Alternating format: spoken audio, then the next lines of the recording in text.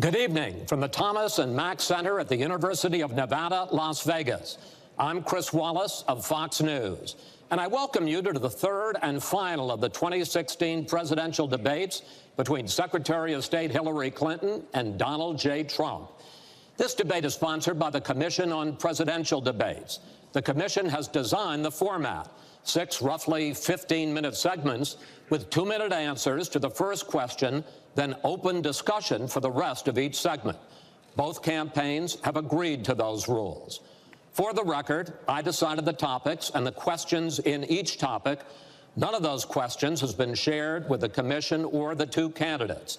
The audience here in the hall has promised to remain silent. No cheers, boos, or other interruptions so we and you can focus on what the candidates have to say. No noise except right now, as we welcome the Democratic nominee for president, Secretary Clinton, and the Republican nominee for president, Mr. Trump.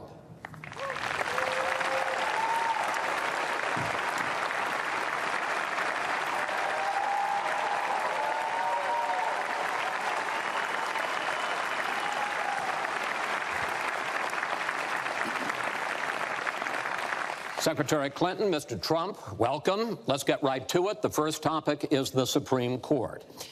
You both talked briefly about the court in the last debate, but I want to drill down on this because the next president will almost certainly have at least 1 appointment and likely or possibly 2 or 3 appointments, which means that you will, in effect, determine the balance of the court for what could be the next quarter century.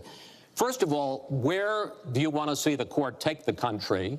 And secondly, what's your view on how the Constitution should be interpreted?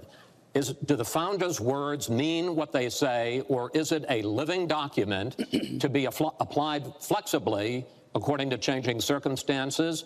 In this segment, Secretary Clinton, you go first. You have 2 minutes. Thank you very much, Chris, and thanks to UNLV for hosting us. You know, I think when we talk about the Supreme Court, it really raises the central issue in this election, namely, what kind of country are we going to be? What kind of opportunities will we provide for our citizens? What kind of rights will Americans have? And I feel strongly that the Supreme Court needs to stand on the side of the American people, not on the side of the powerful corporations and the wealthy. For me, that means that we need a Supreme Court that will stand up on behalf of women's rights, on behalf of the rights of the LGBT community, that will stand up and say no to Citizens United, a decision that has undermined the election system in our country because of the way it permits dark, unaccountable money to come into our electoral system. I have major disagreements with my opponent about these issues and others that will be before the Supreme Court. But I feel that at this point in our country's history, it is important that we not reverse marriage equality, that we not reverse Roe v. Wade, that we stand up against Citizens United, we stand up for the rights of people in the workplace, that we stand up and basically say the Supreme Court should represent all of us. That's how I see the court, and the kind of people that I would be looking to nominate to the court would be in the great tradition of standing up to the powerful, standing up on behalf of our rights as Americans. And I look forward to having that opportunity. I would hope that the Senate would do its job and confirm the nominee that President Obama has sent to them. That's the way the Constitution fundamentally should operate. The President nominates, and then the Senate advises and consents or not, but they go forward with the process. Secretary Clinton, thank you. Mr. Trump, same question. Where do you want to see the court take the country, and how do you believe the Constitution should be interpreted? Well, first of all, it's great to be with you, and thank you, everybody. The Supreme Court, it's what it's all about. Our country is it's just so imperative that we have the right justices. Something happened recently where Justice Ginsburg made some very, very inappropriate statements toward me and toward a tremendous number of people, many, many millions of people that I represent. And she was forced to apologize, and apologize she did. But these were statements that should never, ever have been made. We need a Supreme Court that, in my opinion, is going to uphold the Second Amendment and all amendments, but the Second Amendment, which is under absolute siege. I believe if my opponent should win this race, which I truly don't think will happen, we will have a Second Amendment which will be a very, very small replica of what it is right now. But I feel that it's absolutely important that we uphold because of the fact that it is under such trauma. I feel that the justices that I am going to appoint, and I've named 20 of them, the justices that I'm going to appoint will be pro-life. They will have a conservative bent. They will be protecting the Second Amendment. They are great scholars in all cases, and they're people of tremendous respect. They will interpret the Constitution the way the founders wanted it interpreted, and I believe that's very, very important. I don't think we should have justices appointed that decide what they want to hear. It's all about the Constitution and so important, the Constitution the way it was meant to be. And those are the people that I will appoint. Mr. Trump, thank you. We now have about 10 minutes for an open discussion. I want to focus on two issues that, in fact, by the justices that you name, could end up changing the existing law of the land. First is one that you mentioned, Mr. Trump, and that is guns. Secretary Clinton, you said last year, and let me quote, "The Supreme Court is wrong on the Second Amendment." And now, in fact, in the 2008 Heller case, the court ruled that there is a constitutional right to bear arms, but a right that is reasonably limited. Those were the words of the judge, Antonin Scalia, who wrote the decision. What's wrong with that? Well, first of all, I support the Second Amendment. I lived in Arkansas for 18 wonderful years. I represented upstate New York. I understand and respect the tradition of gun ownership. It goes back to the founding of our country. But I also believe that there can be and must be reasonable regulation. Because I support the Second Amendment doesn't mean that I want people who shouldn't have guns to be able to threaten you, kill you or members of your family. And so when I think about what we need to do, we have 33,000 people a year who die from guns. I think we need comprehensive background checks, need to close the online loophole, close the gun show loophole. There's other matters that I think are sensible, that are the kind of reforms that would make a difference, that are not in any way conflicting with the Second Amendment. You mentioned the Heller decision, and what I was saying that you referenced, Chris, was that I disagreed with the way the court applied the Second Amendment in that case, because what the District of Columbia was trying to do was to protect toddlers from guns. And so they wanted people with guns to safely store them. And the court didn't accept that reasonable regulation, but they've accepted many others. So I see no conflict between saving people's lives and defending the Second Amendment. Let me bring Mr. Trump in here. The Bipartisan Open Debate Coalition got millions of votes on questions to ask here, and this was, in fact, one of the top questions that they got. How will you ensure the Second Amendment is protected? You just heard Secretary Clinton's answer. Does she persuade you that while you may disagree on regulation, that in fact she supports a Second Amendment right to bear arms? Well, the D.C. versus Heller decision was very strongly, and she was extremely angry about it. I watched. I mean, she was very, very angry when upheld. And Justice Scalia was so involved, and it was a well-crafted decision.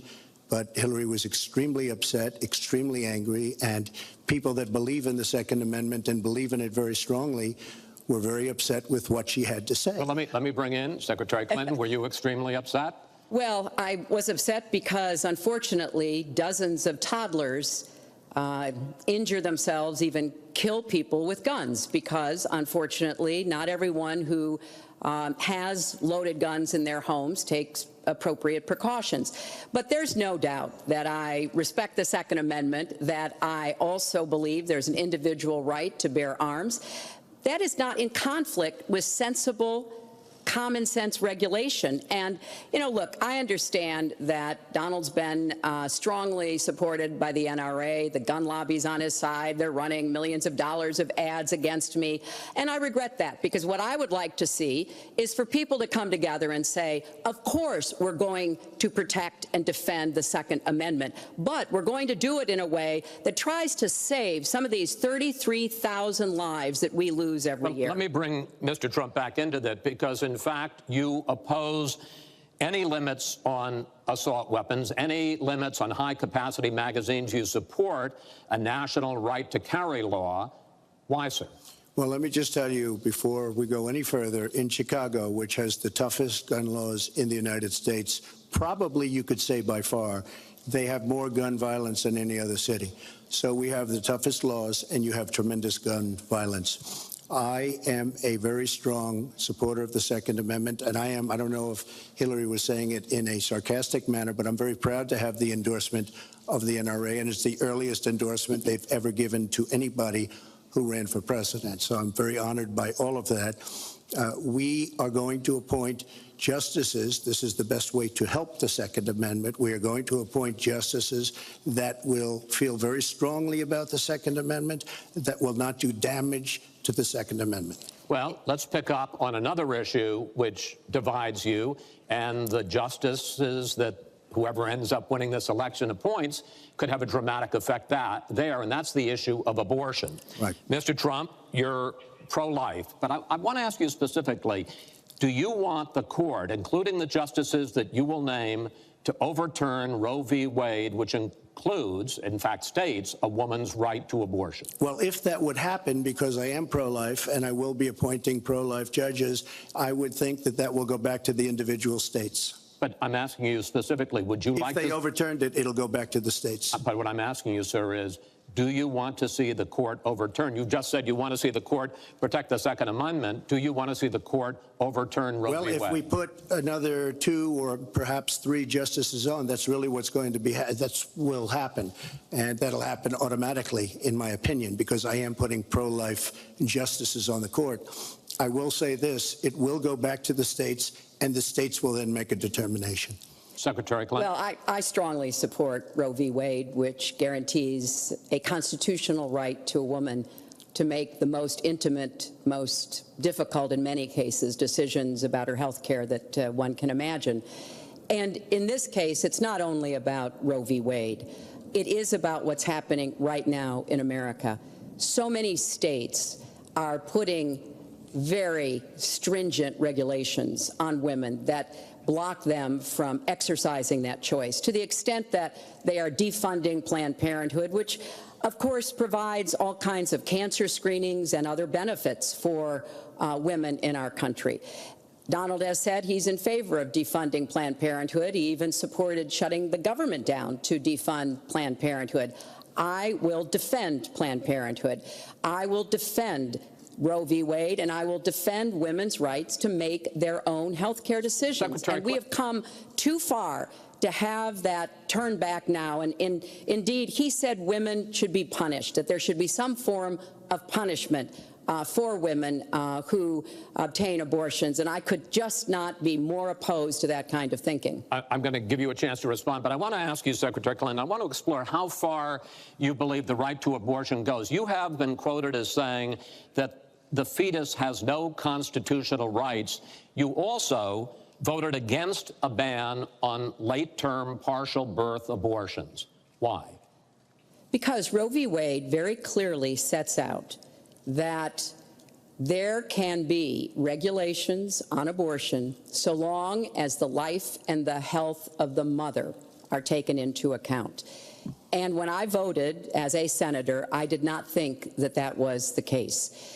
The kinds of cases that fall at the end of pregnancy are often the most heartbreaking, painful decisions for families to make. I have met with women who, toward the end of their pregnancy, get the worst news one could get, that their health is in jeopardy if they continue to carry to term, or that something terrible has happened or just been discovered about the pregnancy.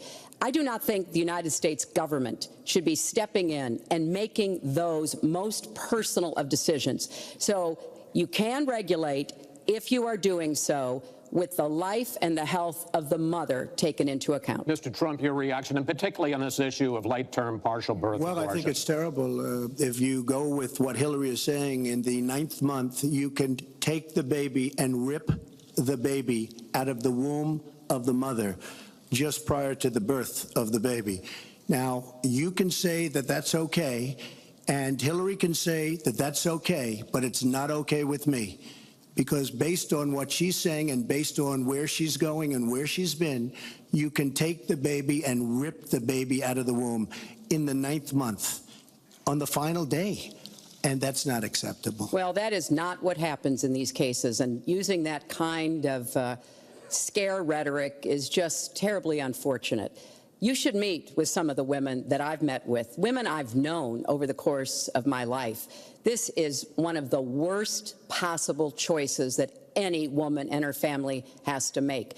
And I do not believe the government should be making it. You know, I've had the great honor of traveling across the world on behalf of our country. I've been to countries where governments either forced women to have abortions like they used to do in China, or forced women to bear children like they used to do in Romania. And I can tell you the government has no business in the decisions that women make with their families in accordance with their faith, with medical advice, and I will stand up for that right. All right. But just briefly, I want to move on to another honestly, segment. Nobody has business doing what I just said, doing that as late as 1 or 2 or 3 or 4 days prior to birth. Nobody has that. All right. Let's move on to the subject of immigration. And there is almost no issue that separates the two of you more than the issue of immigration. Actually, there are a lot of issues that separate the two of you. Mr. Trump, you want to build a wall. Secretary Clinton, you have offered no specific plan for how you want to secure our southern border. Mr. Trump, you are calling for major deportations. Secretary Clinton, you say that within your first 100 days as president, you're going to offer a package that includes a pathway to citizenship. The question really is, why are you right and your opponent wrong? Mr. Trump, you go first in this segment. You have 2 minutes. Well, first of all, she wants to give amnesty, which is a disaster and very unfair to all of the people that are waiting in line for many, many years. We need strong borders. In the audience tonight, we have 4 mothers of, I mean, these are unbelievable people that I've gotten to know over a period of years, whose children have been killed, brutally killed by people that came into the country illegally. You have thousands of mothers and fathers and relatives all over the country. They're coming in illegally. Drugs are pouring in through the border. We have no country if we have no border. Hillary wants to give amnesty. She wants to have open borders. The border secure, as you know, the Border Patrol agents, 16,500 plus ICE last week endorsed me. First time they've ever endorsed a candidate. It means their job is tougher, but they know what's going on. They know it better than anybody. They want strong borders. They feel we have to have strong borders. I was up in New Hampshire the other day. The biggest complaint they have, it's with all of the problems going on in the world, many of the problems caused by Hillary Clinton and by Barack Obama, all of the problems, their single biggest problem is heroin that pours across our southern borders, just pouring and destroying their youth. It's poisoning the blood of their youth and plenty of other people. We have to have strong borders. We have to keep the drugs out of our country. Right now, we're getting the drugs, they're getting the cash. We need strong borders. We need we cannot give amnesty. Now, I want to build the wall. We need the wall. The Border Patrol, ICE, they all want the wall. We stop the drugs. We shore up the border. One of my first acts will be to get all of the drug lords, all of the bad ones. We have some bad, bad people in this country that have to go out. We're going to get them out. We're going to secure the border. And once the border is secured, at a later date, we'll make a determination as to the rest. But we have some bad hombres here, and we're going to get them out. Mr. Trump, thank you. Same question to you, Secretary Clinton. Basically, why are you right and Mr. Trump is wrong? Well, as he was talking, I was thinking about a young girl I met here in Las Vegas, Carla, who was very worried that her parents might be deported because She was born in this country, but they were not. They work hard. They do everything they can to give her a good life. And you're right. I don't want to rip families apart. I don't want to be sending parents away from children. I don't want to see the deportation force that Donald has talked about in action in our country. We have 11 million undocumented people. They have 4 million American citizen children, 15 million people. He said as recently as a few weeks ago in Phoenix that every undocumented person would be subject to deportation. Now, here's what that means. It means you would have to have a massive law enforcement presence, where law enforcement officers would be going school to school, home to home, business to business, rounding up people who are undocumented. And we would then have to put them on trains, on buses to get them out of our country. I think that is an idea that is not in keeping with who we are as a nation. I think it's an idea that would rip our country apart. I have been for border security for years. I voted for border security in the United States Senate. And my comprehensive immigration reform plan, of course, includes border security. But I want to put our resources where I think they're most needed, getting rid of any violent person, anybody who should be deported, we should deport them. When it comes to the wall that Donald talks about building, he went to Mexico. He had a meeting with the Mexican president, didn't even raise it. He choked, and then got into a Twitter war because the Mexican president said, we're not paying for that wall. So I think we are both a nation of immigrants and we are a nation of laws, and that we can act accordingly. And that's why I'm introducing comprehensive immigration reform within the first 100 days with a path to citizenship. Thank you, Secretary Clinton. I want to follow Chris, up. I think I should respond to that. First of all, I had a very good meeting with the president of Mexico, very nice man. We will be doing very much better with Mexico on trade deals, believe me. The NAFTA deal signed by her husband is one of the worst deals ever made of any kind, signed by anybody. It's a disaster. Hillary Clinton wanted the wall. Hillary Clinton fought for the wall in 2006 or thereabouts. Now, she never gets anything done, so naturally the wall wasn't built. But Hillary Clinton wanted the wall. Well, we are a country of laws. And by the way, no, wait. I'd like to hear from. I'd like to hear from Secretary Clinton. I voted for border security, and there are some limited places where that was appropriate. There also is necessarily going to be new technology and how best to deploy that. But it is clear when you look at what Donald has been proposing. He started his campaign bashing immigrants, calling Mexican immigrants rapists and criminals and drug dealers, that he has a very different view about what we should do to deal with immigrants. Now, what I am also arguing is that bringing undocumented immigrants out from the shadows, putting them into the formal economy will be good, because then employers can't exploit them and undercut Americans' wages. And Donald knows a lot about this. He used undocumented labor to build the Trump Tower. He underpaid undocumented workers, and when they complained, he basically said what a lot of employers do. You complain, I'll get you deported.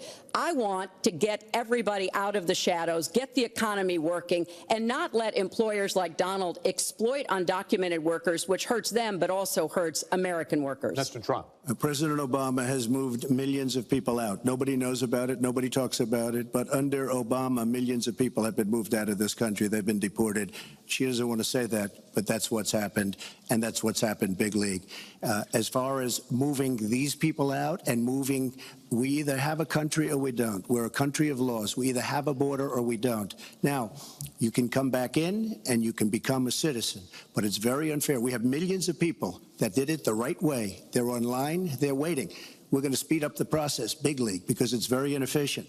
But they're online and they're waiting to become citizens. Very unfair that somebody runs across the border, becomes a citizen. Under her plan, you have open borders. You would have a disaster on trade, and you will have a disaster with your open borders. But what she doesn't say is that President Obama has deported millions and millions of people just the way it is. Secretary Clinton, I want to. We will not have open borders. Well, that is a rank mischaracterization. Secretary Clinton. We will have secure borders, but we will also have have reform. And this used to be a bipartisan issue. Ronald Reagan was the Secretary last Clinton, president excuse to me, sign Secretary Clinton. immigration reform, and George W. Bush supported it as well. Secretary Clinton, I want to clear up your position on this issue, because in a speech you gave to a Brazilian bank for which you were paid $225,000, we've learned from the WikiLeaks that you said this, and I want to quote, "My dream is a hemispheric common market with open trade and open borders." So that's the question. That's the question. Please quiet, everybody. Is that your dream, open borders? Well, if you went on to read the rest of the sentence, I was talking about energy. You know, we trade more energy with our neighbors than we trade with the rest of the world combined. And I do want us to have an electric grid, an energy system that crosses borders. I think that will be a great benefit to us. But you are very clearly quoting from WikiLeaks, and what's really important about WikiLeaks is that the Russian government has engaged in espionage against Americans. They have hacked American websites, American accounts of private people, of institutions. Then they have given that information to WikiLeaks for the purpose of putting it on the internet. This has come from the highest levels of the Russian government, clearly from Putin himself, in an effort, as 17 of our intelligence agencies have confirmed, to influence our election. So I actually think the most important question of this evening, Chris, is finally, will Donald Trump admit and condemn that the Russians are doing this and make it clear that he will not have the help of Putin in this election, that he rejects Russian espionage against Americans, which he actually encouraged in the past. Those are the questions we need answered. We've never had anything like this happen in any of our elections before. That was a great pivot off the fact that she wants open borders, okay? How did we get onto Putin? Hold on. No.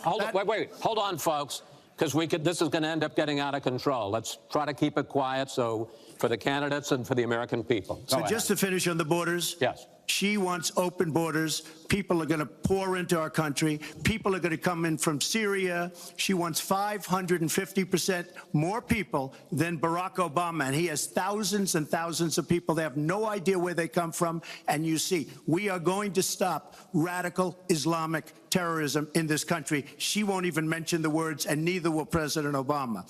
So I just want to tell you, she wants open borders. Now we can talk about Putin. I don't know Putin. He said nice things about me. If we got along well, that would be good.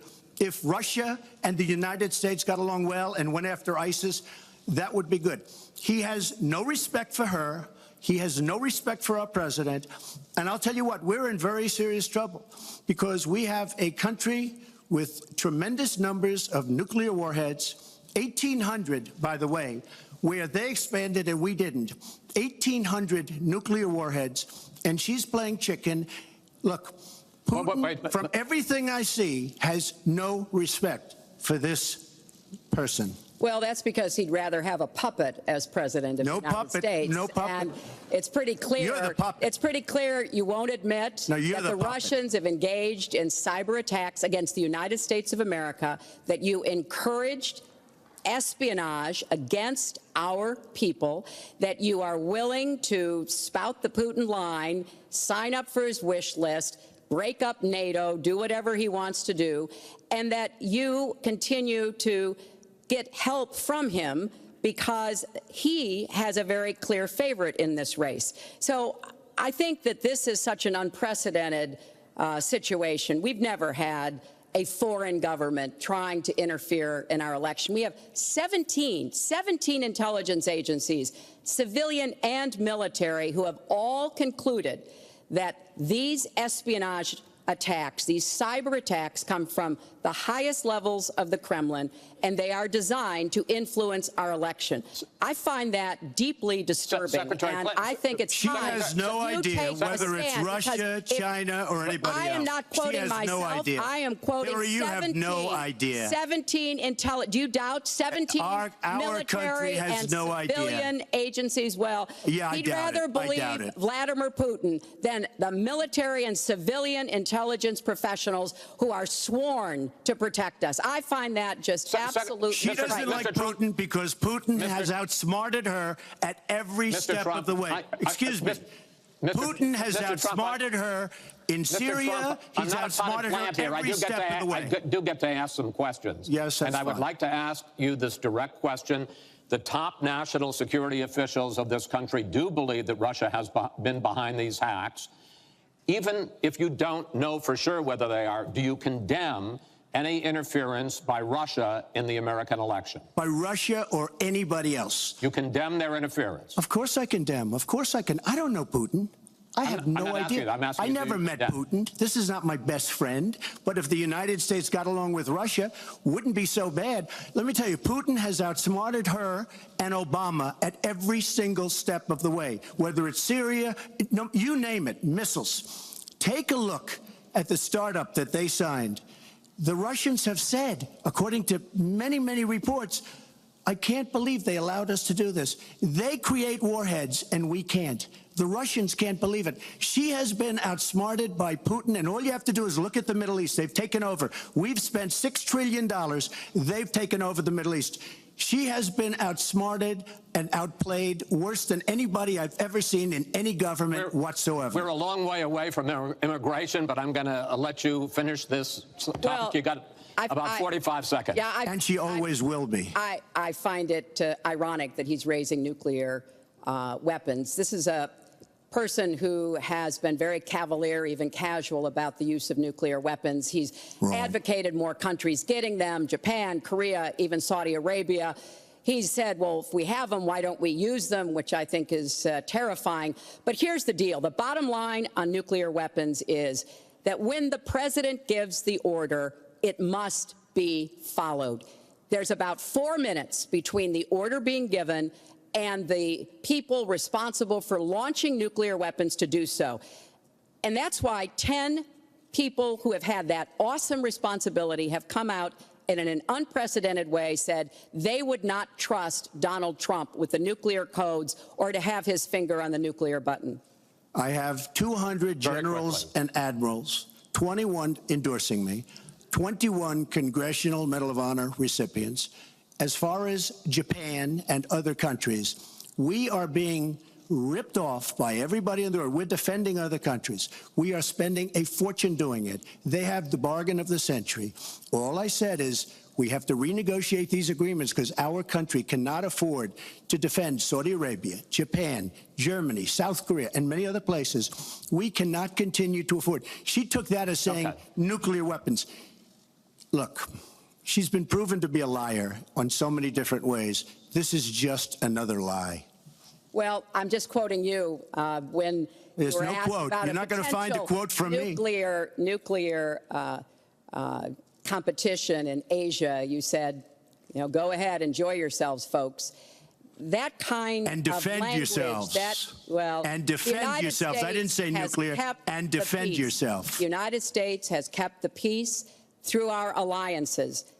Donald wants to tear up our alliances. I think it makes the world safer, and frankly, it makes the United States safer. I would work with our allies in Asia, in Europe, in the Middle East, and elsewhere. That's the only way we're going to be able to keep peace. We are going to move on to the next topic, which is the economy, and I hope we handle that as well as we did immigration. You also have very different ideas about how to get the economy growing faster. Secretary Clinton, in your plan, government plays a big role. You see more government spending, more entitlements, more tax credits, more tax penalties.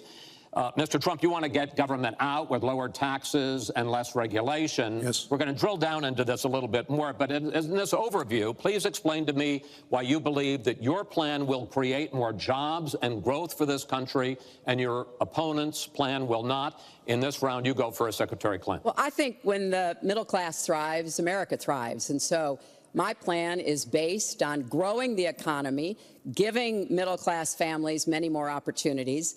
I want us to have the biggest jobs program since World War II, jobs in infrastructure and advanced manufacturing. I think we can compete with high-wage countries, and I believe we should. New jobs and clean energy, not only to fight climate change, which is a serious problem, but to create new opportunities and new businesses. I want us to do more to help small business. That's where 2/3 of the new jobs are going to come from. I want us to raise the national minimum wage because people who live in poverty should not, who work full-time should not still be in poverty. And I sure do want to make sure women get equal pay for the work we do. I feel strongly that we have to have an education system that starts with preschool and goes through college. That's why I want more technical education in high schools and in community colleges, real apprenticeships to prepare young people for the jobs of the future. I want to make college debt-free, and for families making less than $125,000, you will not get a tuition bill from a public college or university if the plan that I worked on with Bernie Sanders is enacted. And we're going to work hard to make sure that it is, because we are going to go where the money is. Most of the gains in the last years since the Great Recession have gone to the very top. So we are going to have the wealthy pay their fair share. We're going to have corporations make a contribution greater than they are now to our country. That is a plan that has been analyzed by independent experts, which said that it could produce 10 million new jobs. By contrast, Donald's plan has been analyzed to conclude it might lose 3.5 million jobs. Why? Because his whole plan is to cut taxes, to give the biggest tax breaks ever to the wealthy and to corporations, adding $20 trillion to our debt, and causing the kind of dislocation that we have seen before, because it truly will be trickle-down economics on steroids. So the plan I have, I think, will actually produce greater opportunities. The plan he has will cost us jobs and possibly lead to another Great Recession. Secretary, thank you. Mr. Trump, why will your plan create more jobs and growth than Secretary Clinton? Well, first of all, before I start on my plan, her plan is going to raise taxes and even double your taxes. Her tax plan is a disaster, and she can say all she wants about college tuition, and I'm a big proponent. We're going to do a lot of things for college tuition, but the rest of the public's going to be paying for it. We will have a massive, massive tax increase under Hillary Clinton's plan. But I'd like to start off where we left, because when I said Japan and Germany, and I'm not to single them out, but South Korea, these are very rich, powerful countries. Saudi Arabia, nothing but money. We protect Saudi Arabia. Why aren't they paying? She immediately, when she heard this, I questioned it. And I questioned NATO. Why aren't the NATO questioned? Why aren't they paying? Because they weren't paying. Since I did this was a year ago, all of a sudden they're paying. And I've been given a lot of credit for it. All of a sudden they're starting to pay up. They have to pay up. We're protecting people. They have to pay up. And I'm a big fan of NATO, but they have to pay up. She comes out and said, we love our allies. We think our allies are great. Well, it's awfully hard to get them to pay up when you have somebody saying, we think how great they are. We have to tell Japan in a very nice way. We have to tell Germany, all of these countries, South Korea, we have to say, you have to help us out. We have, during his regime, during President Obama's regime, we've doubled our national debt. We're up to $20 trillion. So my plan, we're going to renegotiate trade deals. We're going to have a lot of free trade. We're going to have free trade, more free trade than we have right now. But we have horrible deals. Our jobs are being taken out by the deal that her husband signed, NAFTA, one of the worst deals ever. Our jobs are being sucked out of our economy. You look at all of the places that I just left. You go to Pennsylvania, you go to Ohio, you go to Florida, you go to any of them. You go upstate New York. Our jobs have fled to Mexico and other places. We're bringing our jobs back. I am going to renegotiate NAFTA. And if I can't make a great deal, then we're going to terminate NAFTA and we're going to create new deals. We're going to have trade, but we're going to terminate it. We're going to make a great trade deal. And if we can't, we're going to do it. We're going to go a separate way, because it has been a disaster. We are going to cut taxes massively. We're going to cut business taxes massively. They're going to start hiring people. We're going to bring the $2.5 trillion that's offshore back into the country. We are going to start the engine rolling again, because right now our country is dying at 1% GDP. Well, let me translate that if I can, Chris, because you can't. The fact is he's going to advocate for the largest tax cuts we've ever seen, 3 times more than the tax cuts under the Bush administration. I have said repeatedly throughout this campaign, I will not raise taxes on anyone making $250,000 or less. I also will not add a penny to the debt. I have costed out what I'm going to do. He will, through his massive tax cuts, add $20 trillion to the debt. Well, he mentioned the debt. We know how to get control of the debt. When my husband was president, we went from a $300 billion deficit to a $200 billion surplus, and we were actually on the path to eliminating the national debt.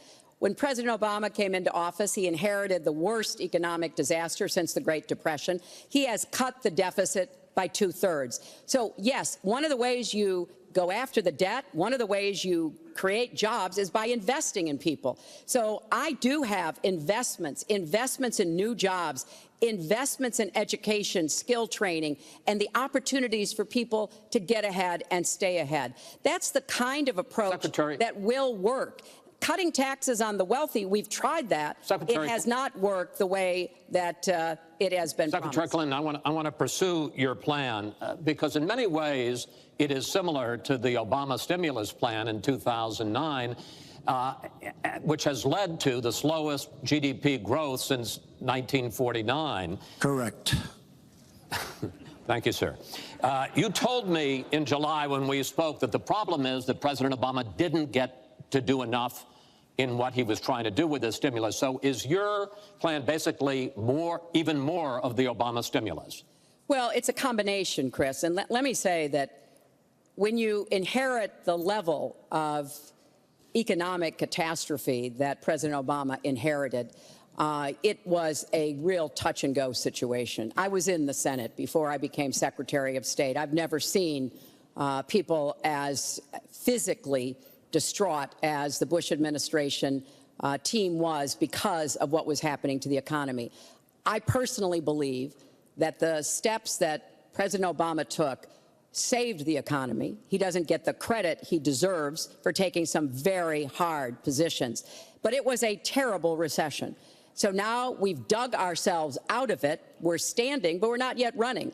So what I am proposing is that we invest from the middle out and the ground up, not the top down. That is not going to work. That's why what I have put forward doesn't add a penny to the debt, but it is the kind of approach that will enable more people to take those new jobs, higher paying jobs. We're beginning to see some increase in incomes, and we certainly have had a long string of increasing jobs. We've got to do more to get the whole economy moving, and that's what I believe I will be able to do. Mr. Trump, even conservative economists who have looked at your plan say that the numbers don't add up, that your idea, and you've talked about 25 million jobs created, 4% over a 10-year period growth, is unrealistic. And they say, you talk a lot about growing the energy industry, they say with oil prices as low as they are right now, that's unrealistic as well. Your response? So I just left some high representatives of India.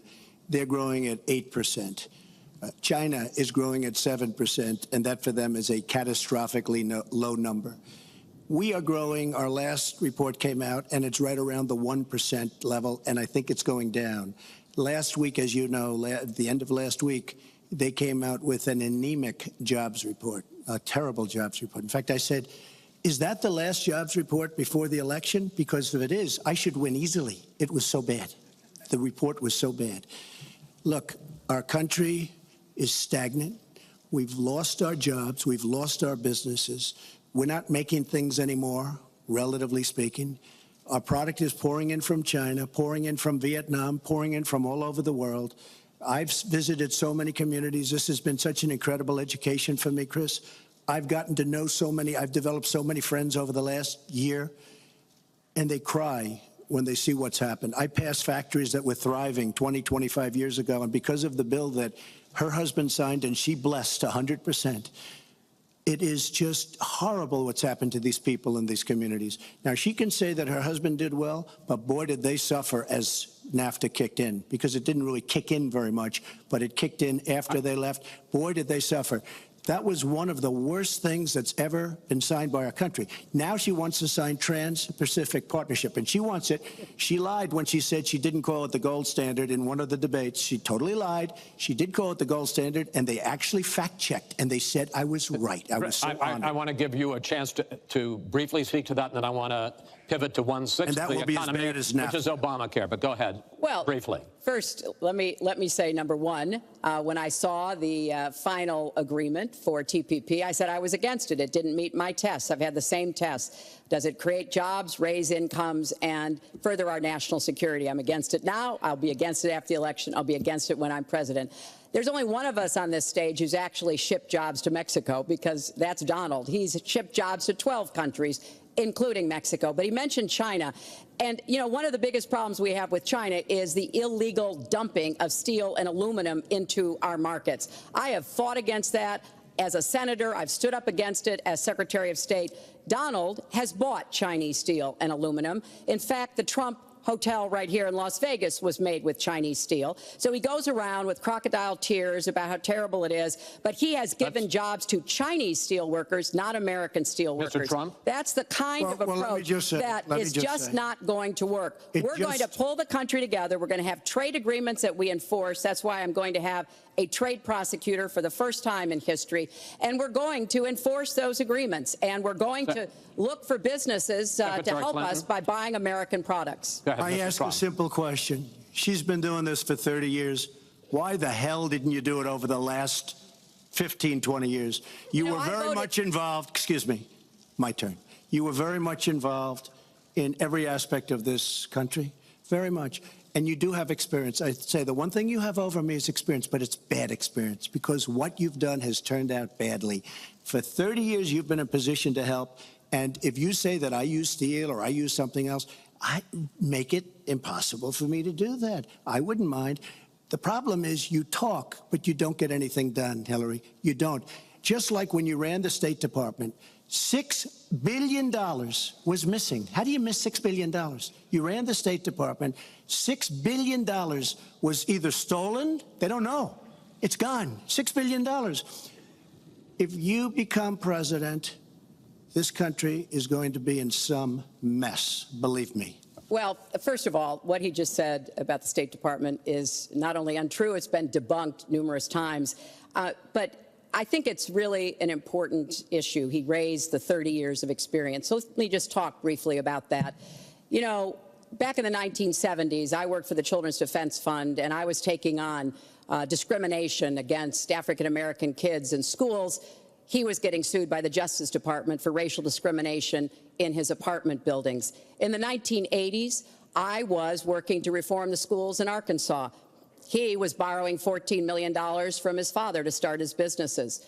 In the 1990s, I went to Beijing, and I said women's rights are human rights. He insulted a former Miss Universe, Alicia Machado, called her an eating machine. And on the day when I was in the Situation Room, monitoring the raid that brought Osama bin Laden to justice, he was hosting the Celebrity Apprentice. So I'm happy to compare my 30 years of experience, what I've done for this country, trying to help in every way I could, especially kids and families, get ahead and stay ahead, with your 30 years, and I'll let the American people make that decision.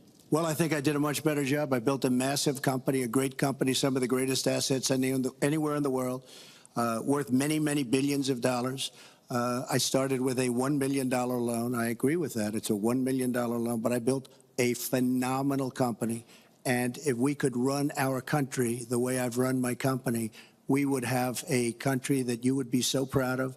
You would even be proud of it. And frankly, when you look at her real record, take a look at Syria, take a look at the migration, take a look at Libya, take a look at Iraq.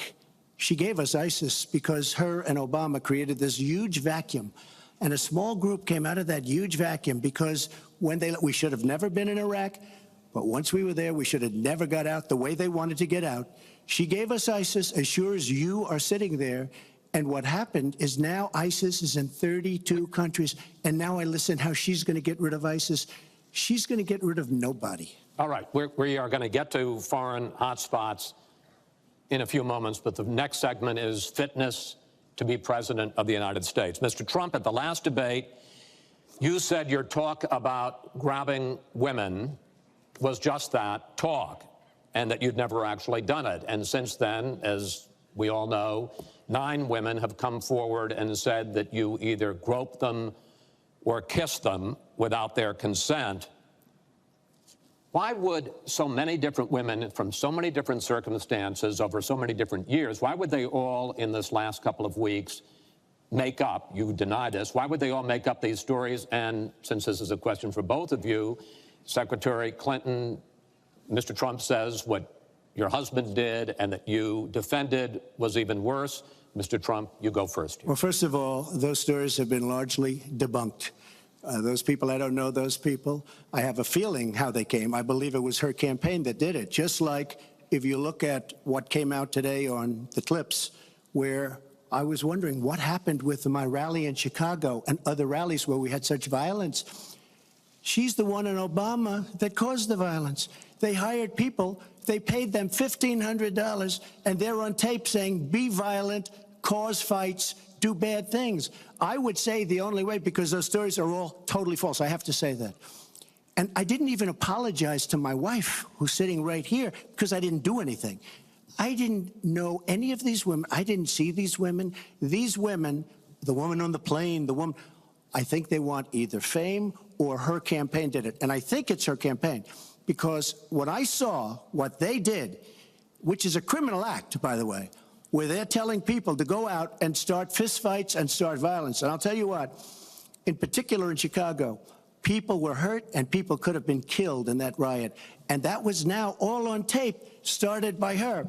I believe, Chris, that she got these people to step forward. If it wasn't, they get their 10 minutes of fame.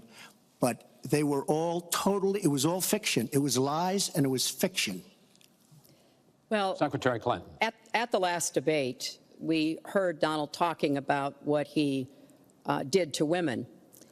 And after that, a number of women have come forward saying that's exactly what he did to them. Now, what was his response? Well, he held a number of big rallies where he said that he could not possibly have done those things to those women because they were not attractive enough for I did not them say to be that. assaulted. I did not say that. In fact, he went on to say... Her 2 minutes, sir, her 2 minutes. But did not say that. It's her 2 minutes. He went on to say, look at her. I don't think so. About another woman, he said, that wouldn't be my first choice. He attacked the woman reporter writing the story, called her disgusting, as he has called a number of women during this campaign. You know, Donald thinks belittling women makes him bigger. He goes after their dignity, their self-worth, and I don't think there is a woman anywhere who doesn't know what that feels like. So we now know what Donald thinks and what he says and how he acts toward women. That's who Donald is. I think it's really up to all of us to demonstrate who we are and who our country is, and to stand up and be very clear about what we expect from our next president, how we want to bring our country together, where we don't want to have the kind of pitting of people one against the other, where instead we celebrate our diversity, we lift people up, and we make our country even greater. America is great because America is good. And it really is up to all of us to make that true now and in the future, and particularly for our children and our grandchildren. Mr. Trump. Nobody has more respect for women than I do. Nobody. Nobody has more respect. Please, everybody. And frankly, those stories have been largely debunked. And I really want to just talk about something slightly different. She mentions this, which is all fiction, all fictionalized, probably or possibly started by her and her very sleazy campaign. But I will tell you, what isn't fictionalized are her emails, where she destroyed 33,000 emails criminally, after getting a subpoena from the United States Congress. What happened to the FBI? I don't know. We have a great general, 4-star general, today, you read it in all the papers, going to potentially serve 5 years in jail for lying to the FBI. One lie. She's lied hundreds of times to the people, to Congress, and to the FBI. He's going to probably go to jail. This is a 4-star general. and she gets away with it, and she can run for the presidency of the United States, that's really what you should be talking about, not fiction where somebody wants fame or where they come out of her crooked campaign. Secretary Clinton. Well, every time Donald is pushed on something which is obviously uncomfortable, like what these women are saying, he immediately goes to denying responsibility. And it's not just about women. He never apologizes or says he's sorry for anything. So we know what he has said and what he's done to women. But he also went after a disabled reporter, mocked and mimicked him on national television. He went after Mr. and Mrs. Khan, the parents of a young man who died serving our country, a Gold Star family because of their religion. He went after John McCain, a prisoner of war, said he prefers people who aren't captured. He went after a federal judge, born in Indiana, but who Donald said couldn't be trusted to try the fraud and racketeering case against Trump University because his parents were Mexican. So it's not one thing. This is a pattern of divisiveness, of a very dark and in many ways dangerous vision of our country, where he incites violence, where he applauds people who are pushing and pulling and punching at his rallies. That is not who America is. And I hope that as we move in the last weeks of this campaign, more and more people will understand what's at stake in this election. It really does come down to what kind of country we are going to have. So sad when she talks about violence at my rallies, and she caused the violence. It's on tape. The other things are false, but honestly, I'd love to talk about getting rid of ISIS, and I'd love to talk about other things. Okay. But those other charges, as she knows, are false. In this bucket about fitness to be president, there's been a lot of developments over the last 10 days since the last debate. I'd like to ask you about them. These are questions that the American people have. Secretary Clinton, during your 2009 Senate confirmation hearing, you promised to avoid even the appearance of a conflict of interest with your dealing with the Clinton Foundation while you were Secretary of State. But emails show that donors got special access to you. Those seeking grants for Haiti relief were considered separately from non-donors, and some of those donors got government contracts, taxpayer money. Can you really say that you kept your pledge to that Senate committee? And why isn't what happened and what went on between you and the Clinton Foundation, why isn't it what Mr. Trump calls pay to play? Well, everything I did as Secretary of State was in furtherance of our country's interests and our values. The State Department has said that. I think that's been proven. But I am happy. In fact, I'm thrilled to talk about the Clinton Foundation because it is a world-renowned charity. And I am so proud of the work that it does. You know, I could talk for the rest of the debate. I know I don't have the time to do that. But just briefly, the Clinton Foundation made it possible for 11 million people around the world with HIV/AIDS to afford treatment, and that's about half of all the people in the world who are getting treatment. In partnership with the American Health Association, we have made environments in schools healthier for kids, Secretary including Clinton, healthier lunches. respectfully, this is an open discussion. Well, it is an open discussion. I understand, and the specific question went to pay for play. Do you want to talk about that? But there is no evidence, but there is a lot of evidence about the very good work and it's a criminal enterprise, and so many people know it. It's a criminal enterprise. Saudi Arabia giving $25 million, Qatar, all of these countries. You talk about women and women's rights. So these are people that push gays off buildings. These are people that kill women and treat women horribly, and yet you take their money.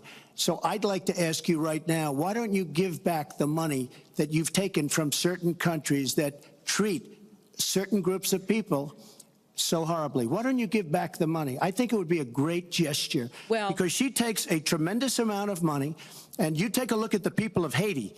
I was at a little Haiti the other day in Florida, and I want to tell you, they hate the Clintons, because what's happened in Haiti with the Clinton Foundation is a disgrace. And you know it, and they know it, and everybody knows it. Secretary Well, Clinton. very quickly, we at the Clinton Foundation spend 90% of all the money that is donated on behalf of programs of people around the world and in our own country.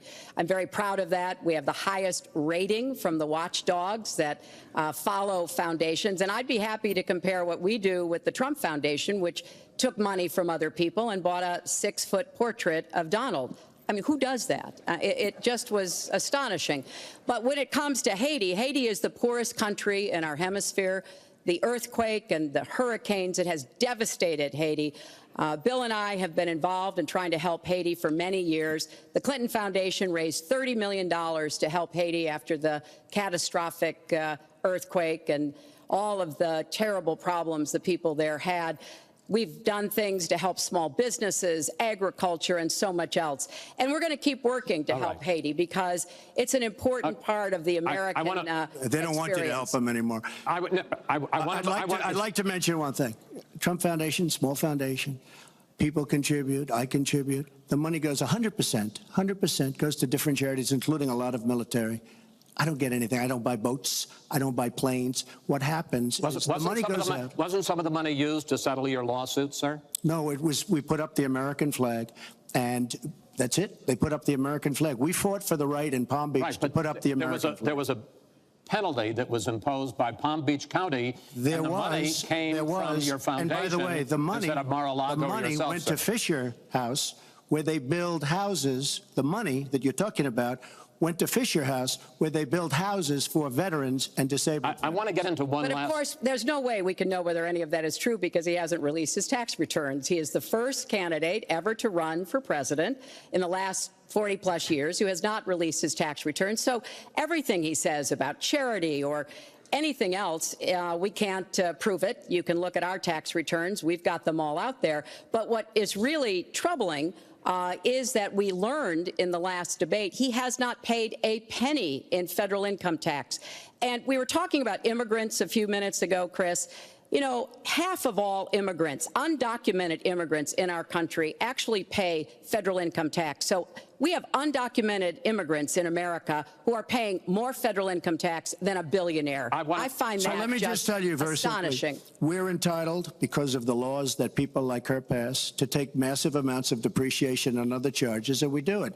And all of her donors, just about all of them, I know Buffett took hundreds of millions of dollars, George Soros, took hundreds of millions of dollars. Let me just explain. All of her donors, most of her donors have done the same thing as I did. Okay. And you know what you should have done? Folks, we heard and this. You know, Hillary, what you should have done? You should have changed the law when you were a United States Senator. If Folks, you don't like we heard it. this. Yeah. Because your donors and your special interests are doing the same thing as I do, except even more so. Well, you should have changed the law, but you won't change the law because you take in so much money. I mean, I sat in my apartment today on a very beautiful hotel down the street, known as Trump. Made with Chinese steel. But I will tell you, I sat there watching ad after ad after ad, false ad, all paid for by your friends on Wall Street that gave so much money because they know you're going to protect them.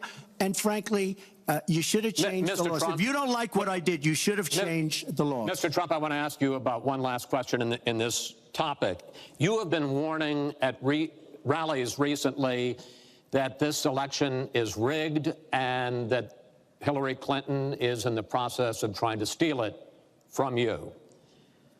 Your running mate, Governor Pence, pledged on Sunday that he and you, his words, will absolutely accept the result of this election. Today, your daughter Ivanka said the same thing. I want to ask you here on the stage tonight, do you make the same commitment that you will absolutely, sir, that you will absolutely accept the result of this election? I will look at it at the time. I'm not looking at anything now. I'll look at it at the time. What I've seen is so bad. First of all, the media is so dishonest and so corrupt, and the pile-on is so amazing. The New York Times actually wrote an article about it that they don't even care. It's so dishonest, and they've poisoned the minds of the voters. But unfortunately for them, I think the voters are seeing through it. I think they're going to see through it. We'll find out on November 8th, but I think they're going to see through it. But, sir, if you look, excuse me, Chris, if you look at your voter rolls, you will see millions of people that are registered to vote, millions, this isn't coming from me, this is coming from Pew Report and other places, millions of people that are registered to vote that shouldn't be registered to vote. So let me just give you one other thing. So I talk about the corrupt media, I talk about the millions of people. Tell you one other thing. She shouldn't be allowed to run. She's guilty of a very, very serious crime. She should not be allowed to run. And just in that respect, I say it's rigged, because she should never, Chris, she should never have been allowed to run for the presidency based on what she did with emails and so many other things. But, sir, there is a tradition in this country. In fact, one of the prides of this country is the peaceful transition of power, and that no matter how hard fought a campaign is, that at the end of the campaign, that the loser concedes to the winner, not saying that you're necessarily going to be the loser or the winner, but that the loser concedes to the winner and that the country comes together in part for the good of the country. Are you saying you're not prepared now to commit to that principle? What I'm saying is that I will tell you at the time. I'll keep you in suspense. Well, okay? Chris, let me respond to that, because that's horrifying. You know, every time Donald thinks things are not going in his direction, he claims whatever it is rigged against him. The FBI conducted a year-long investigation into my emails. They concluded there was no case. He said the FBI was rigged. He lost the Iowa caucus. He lost the Wisconsin primary. He said the Republican primary was rigged against him. Then Trump University gets sued for fraud and racketeering. He claims the court system and the federal judge is rigged against him. There was even a time when he didn't get an Emmy for his TV program 3 years in a row, and he started tweeting that the Emmys were rigged against him. Should have gotten it. This is a mindset. This is how Donald thinks. And it's funny, but it's also really troubling. Okay. Now, that is not the way our democracy works. We've been around for 240 years. We've had free and fair elections. We've accepted the outcomes when we may not have liked them. And that is what must be expected of anyone standing on a debate stage during a general election. You know, President Obama said the other day, when you're whining before the game is even finished, it just shows you're not up to doing the job. And let's be clear about what he is saying and what that means. He is denigrating, he's talking down our democracy. And I, for one, am appalled that somebody who is the nominee of one of our two major parties would take that kind of position. I think what the FBI did and what the Department of Justice did, including meeting with her husband, the Attorney General, in the back of an airplane on the tarmac in Arizona, I think it's disgraceful. I think it's a disgrace. All right. I think we've never had a situation so bad. Hold on, folks. This doesn't do any good for anyone. Let's please continue the debate, and let's move on to the subject of foreign hotspots. The Iraqi offensive to take back Mosul has begun. If they are successful in pushing ISIS out of that city and out of all of Iraq, the question then becomes, what happens the day after? And that's something that whoever of you ends up as president is going to have to confront. Will you put U.S. troops into that vacuum to make sure that ISIS doesn't come back or isn't replaced by something even worse? Secretary Clinton, you go first in this segment. You have 2 minutes.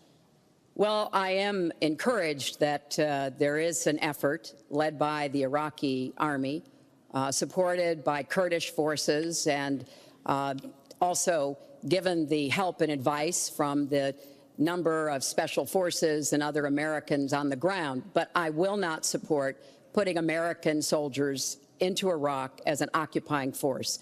I don't think that is in our interests, and I don't think that would be smart to do. In fact, Chris, I think that would be a big red flag waving for ISIS to reconstitute itself.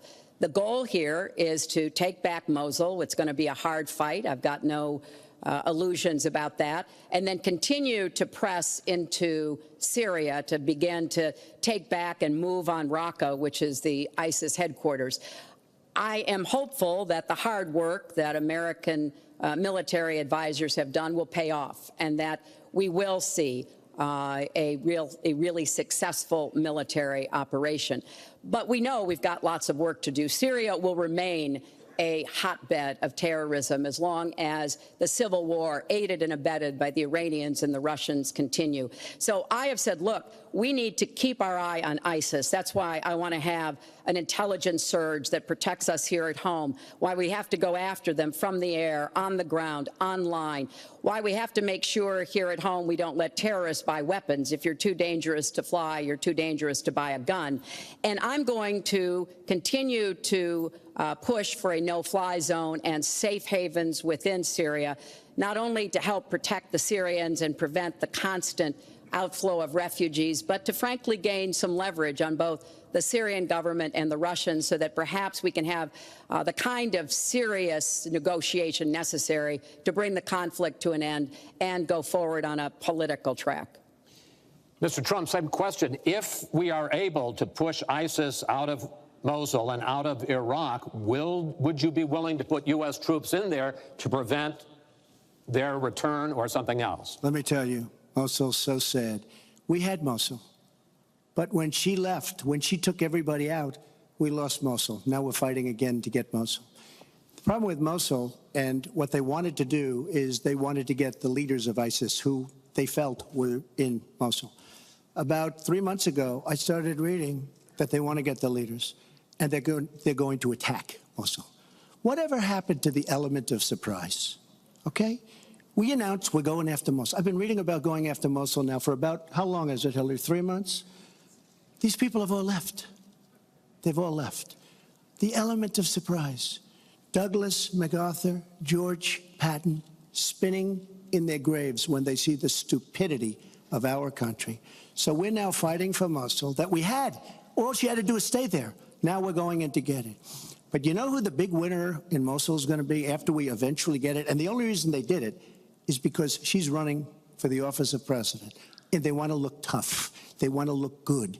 He violated the red line in the sand, and he made so many mistakes, made all mistakes. That's why we have the Great Migration.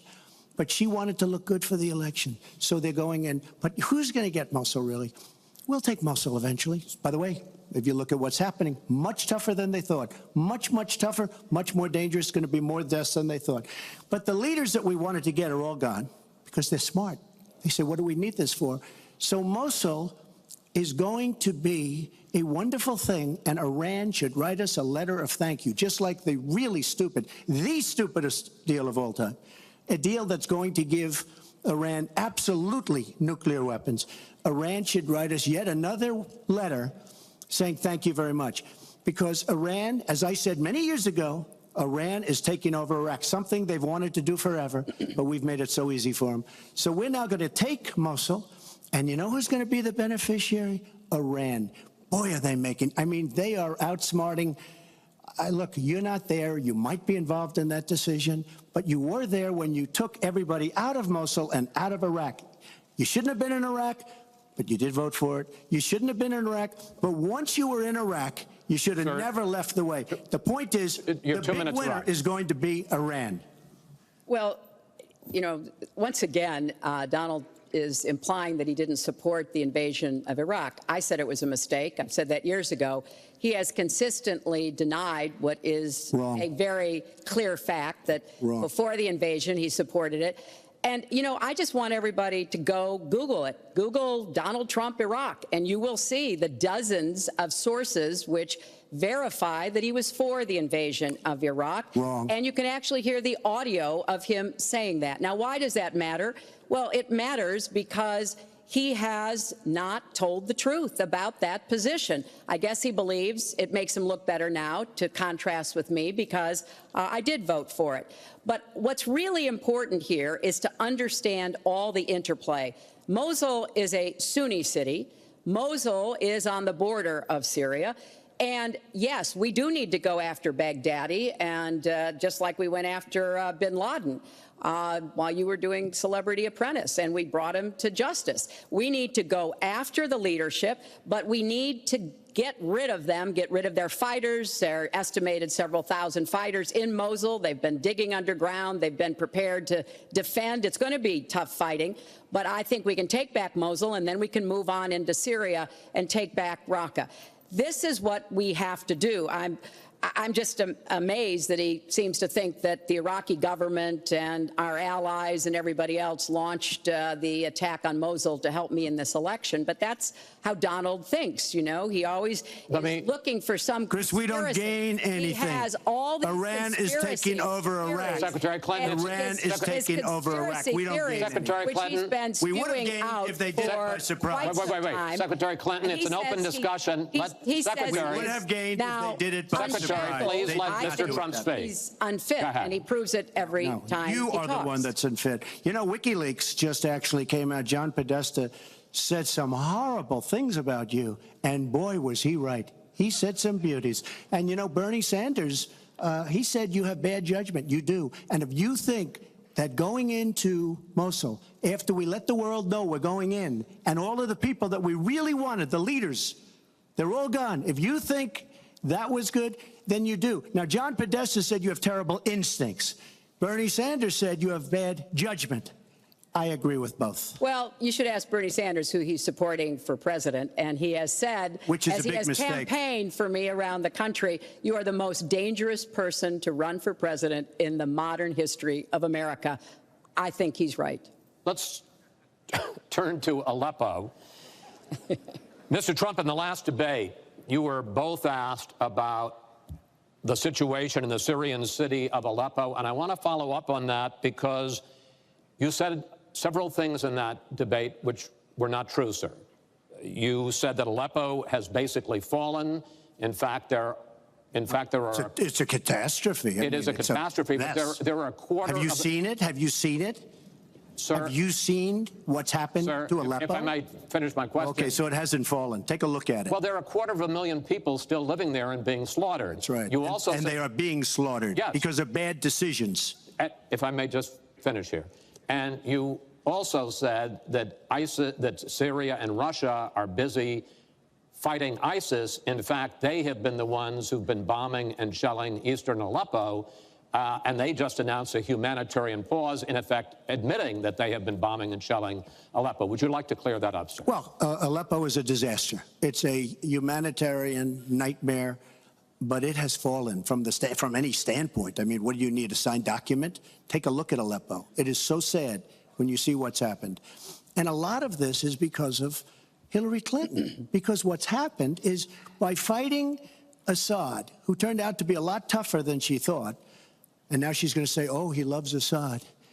He's just much tougher and much smarter than her and Obama. And everyone thought he was gone 2 years ago, 3 years ago. He aligned with Russia. He now also aligned with Iran, who we made very powerful. We gave them $150 billion back. We give them $1.7 billion in cash. I mean cash, bundles of cash as big as this stage. We gave them $1.7 billion. Now, they have aligned. He has aligned with Russia and with Iran. They don't want ISIS, but they have other things because we're backing rebels. We don't know who the rebels are. We're giving them lots of money, lots of everything. We don't know who the rebels are. And when and if, and it's not going to happen because you have Russia and you have Iran now, but if they ever did overthrow Assad, you might end up with as bad as Assad is, and he's a bad guy, but you may very well end up with worse than Assad. If she did nothing, we'd be in much better shape. And this is what's caused the Great Migration, where she's taken in tens of thousands of Syrian refugees who probably, in many cases, not probably, who are definitely, in many cases, ISIS-aligned, and we now have them in our country, and wait till you see, this is going to be the great Trojan horse, and wait till you see what happens in the coming years. Lots of luck, Hillary. Thanks a lot for doing a great job. Secretary Clinton, you have talked about, and in the last debate and again today, that you would impose a no-fly zone to try to protect the people of Aleppo and to stop the killing there. President Obama has refused to do that because he fears it's going to draw us closer or deeper into the conflict. And General Joseph Dunford, the chairman of the Joint Chiefs of Staff, says, you impose a no-fly zone, chances are you're going to get into a war, his words, with Syria and Russia. So the question I have is, if you impose a no-fly zone, first of all, how do you respond to their concerns? Secondly, if you impose a no-fly zone and a Russian plane violates that, Does President Clinton shoot that plane down? Well, Chris, first of all, I think a no-fly zone could save lives and could hasten the end of the conflict. I am well aware of the really legitimate concerns that you have expressed from both the president and the general. This would not be done just on the first day. This would take a lot of negotiation. It would also take making it clear to the Russians and the Syrians that our purpose here was to provide safe zones on the ground. We've had millions of people leave Syria, and those millions of people inside Syria who've been dislocated. So I think we could strike a deal and make it very clear to the Russians and the Syrians that this was something that we believed was in the best interests of the people on the ground in Syria. It would help us with our fight against ISIS. But I want to respond to what Donald said about refugees. He's made these claims repeatedly. I am not going to let anyone into this country who is not vetted, who we do not have confidence in, but I am not going to slam the door on women and children. That picture of that little 4-year-old boy in Aleppo with the blood coming down his face while he sat in an ambulance is haunting. And so we are going to do very careful, thorough vetting. That does not solve our internal challenges with ISIS and our need to stop radicalization, to work with American Muslim communities who are on the front lines to identify and prevent attacks. In fact, the killer of the dozens of people at the nightclub in Orlando, the Pulse nightclub, was born in Queens, the same place Donald was born. So let's be clear about what the threat is and how we are best going to be able to meet it. And yes, some of that threat emanates from over in Syria and Iraq, and we've got to keep fighting, and I will defeat ISIS. And some of it is we have to up our game and be much smarter here Folks, at home. I want to get into our final segment. But I just have to, it's so quick. ridiculous what she will defeat ISIS. We should have never let ISIS happen in the first place. And right now they're in 32 countries. Okay. You should have never. Wait 1 second. They had a ceasefire 3 weeks ago. A ceasefire, United States, Russia, Syria. And during the ceasefire, Russia took over vast swatches of land. And then they said, we don't want the ceasefire anymore. We are so outplayed on missiles, on ceasefires. They are outplayed. Now, she wasn't there. I assume she had nothing to do with it. But our country is so outplayed by Putin and Assad and, by the way, and by Iran. Nobody can believe how stupid our leadership is. Mr. Trump, Secretary Clinton, no, we need to move on to our final segment, and that is the national debt, which has not been discussed until tonight. Our national debt as a share of the economy, our GDP, is now 77%. That's the highest since just after World War II.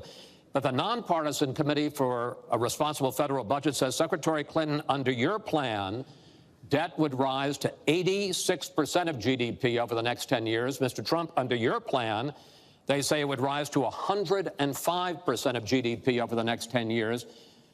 Question is, why are both of you ignoring this problem?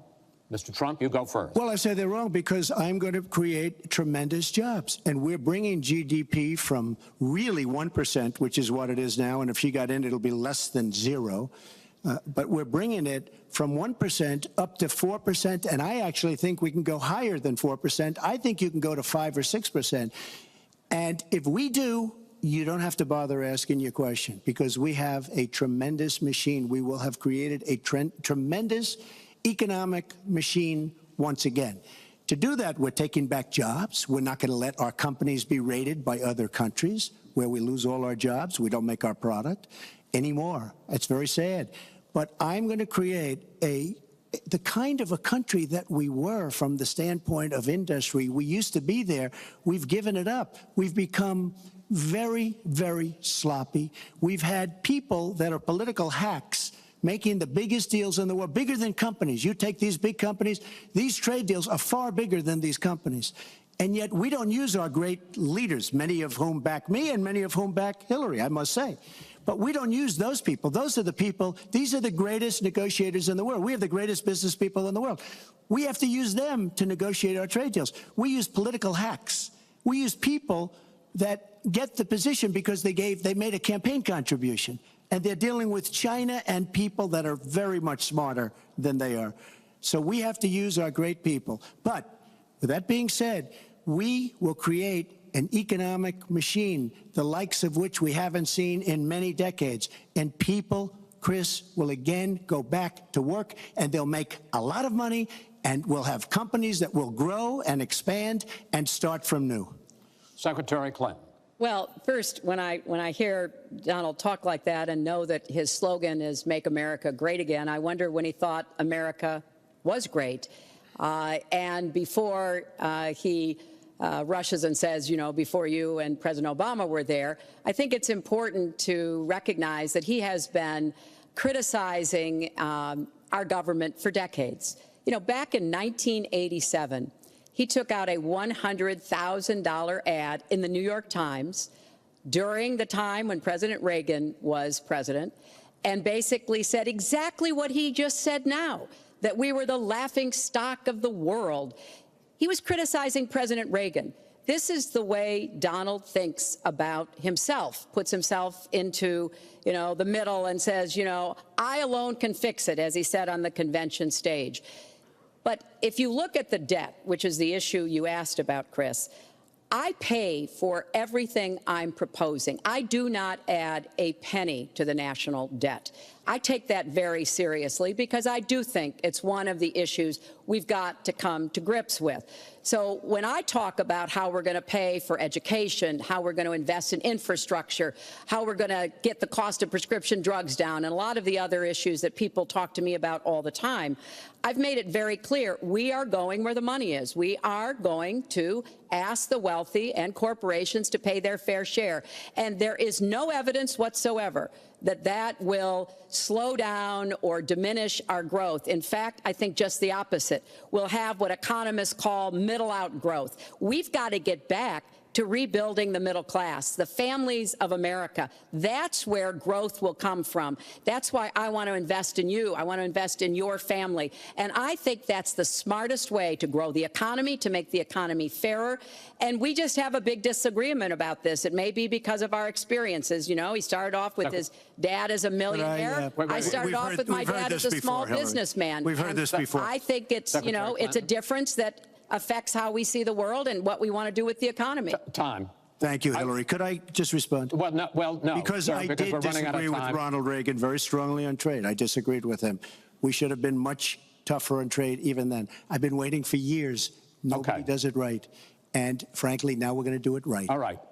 The one last area I want to get into with you in this debate is the fact that the biggest driver of our debt is entitlements, which is 60% of all federal spending. Now, the Committee for Responsible Federal Budget has looked at both of your plans, and they say neither of you has a serious plan that is going to solve the fact that Medicare is going to run out of money in the 2020s, Social Security is going to run out of money in the 2030s, and at that time, recipients are going to take huge cuts in their benefits. So, in effect, the final question I want to ask you in this regard is, and let me start with you, Mr. Trump, would President Trump make a deal to save Medicare and Social Security that included both tax increases and benefit cuts, in effect, a grand bargain on entitlements? I'm cutting taxes. We're going to grow the economy. It's going to grow at a record rate. But that's not going to help on entitlements. It's going to totally help you.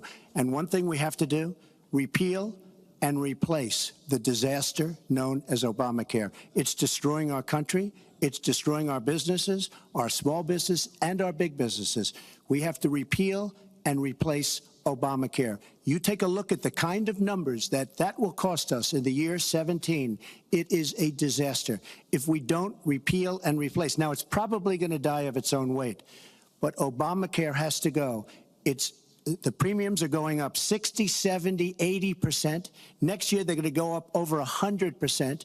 And I'm really glad that the premiums have started. At least the people see what's happening, because she wants to keep Obamacare and she wants to make it even worse. And it can't get any worse. Bad health care at the most expensive price. We have to repeal and replace Obamacare. And Secretary Clinton, same question, because at this point, Social Security and Medicare are going to run out. The trust funds are going to run out of money. Will you, as president, will you consider a grand bargain, a deal that includes both tax increases and benefit cuts to try to save both programs? Well, Chris, I am on record as saying that we need to put more money into the Social Security Trust Fund. That's part of my commitment to raise taxes on the wealthy. My Social Security payroll contribution will go up, as will Donald's, assuming he can't figure out how to get out of it. But what we want to do is to replenish the Social Security Trust Fund by making sure that we have sufficient resources, and that will come from either raising the cap and or finding other ways to get more money into it. I will not cut benefits. I want to enhance benefits for low-income workers and for women who have been disadvantaged by the current Social Security system. But what Donald is proposing with these massive tax cuts will result in a $20 trillion additional national debt. That will have dire consequences for Social Security and Medicare. And I'll say something about the Affordable Care Act, which he wants to repeal.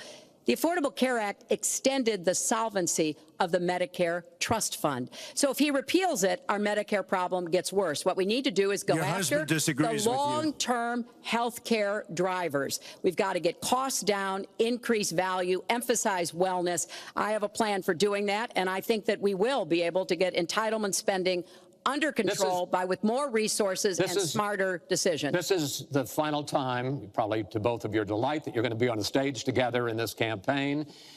I would like to end it on a positive note. You had not agreed to closing statements, but it seems to me in a funny way that might make it more interesting because you haven't prepared closing statements. So I'd like you each to take, and we're going to put a clock up, a minute, as the final question in the final debate to tell the American people why they should elect you to be the next president. This is another new mini segment. Secretary Clinton, it's your turn to go first. Well, I would like to say to everyone watching tonight that I'm reaching out to all Americans, Democrats, Republicans, and independents, because we need everybody to help make our country what it should be, to grow the economy, to make it fairer, to make it work for everyone. We need your talents, your skills, your commitment, your energy, your ambition. You know, I've been privileged to see the presidency up close, and I know the awesome responsibility of protecting our country and the incredible opportunity of working to try to make life better for all of you. I have made the cause of children and families really my life's work. That's what my mission will be in the presidency. I will stand up for families against powerful interests, against corporations. I will do everything that I can to make sure that you have good jobs with rising incomes, that your kids have good educations from preschool through college. I hope you will give me a chance to serve as your president. Secretary Clinton, thank you. Mr. Trump? She's raising the money from the people she wants to control. It doesn't work that way. But when I started this campaign, I started it very strongly. It's called Make America Great Again. We're going to make America great. We have a depleted military. It has to be helped, has to be fixed. We have the greatest people on earth in our military. We don't take care of our veterans. We take care of illegal immigrants, people that come into the country illegally, better than we take care of our vets. That can't happen. Our policemen and women are disrespected. We need law and order, but we need justice, too. Our inner cities are a disaster. You get shot walking to the store. They have no education. They have no jobs. I will do more for African Americans and Latinos than she can ever do in 10 lifetimes. All she's done is talk to the African Americans and to the Latinos. But they get the vote, and then they come back. They say, we'll see you in 4 years.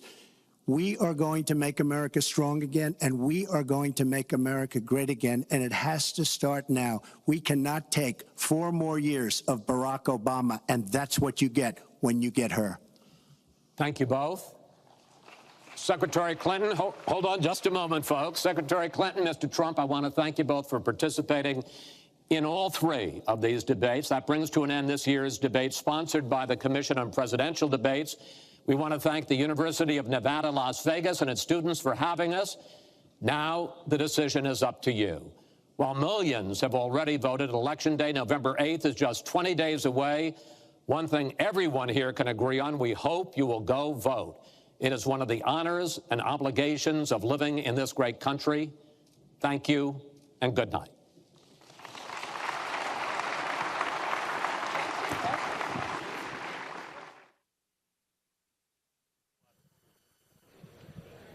That is the third and final debate. You see Chris Wallace there shaking hands with Hillary Clinton. Donald Trump staying behind the podium. Interested to see what happens there. But this is an evening with a lot of substance and a lot of discussion of the topics that have been in the news of late for her.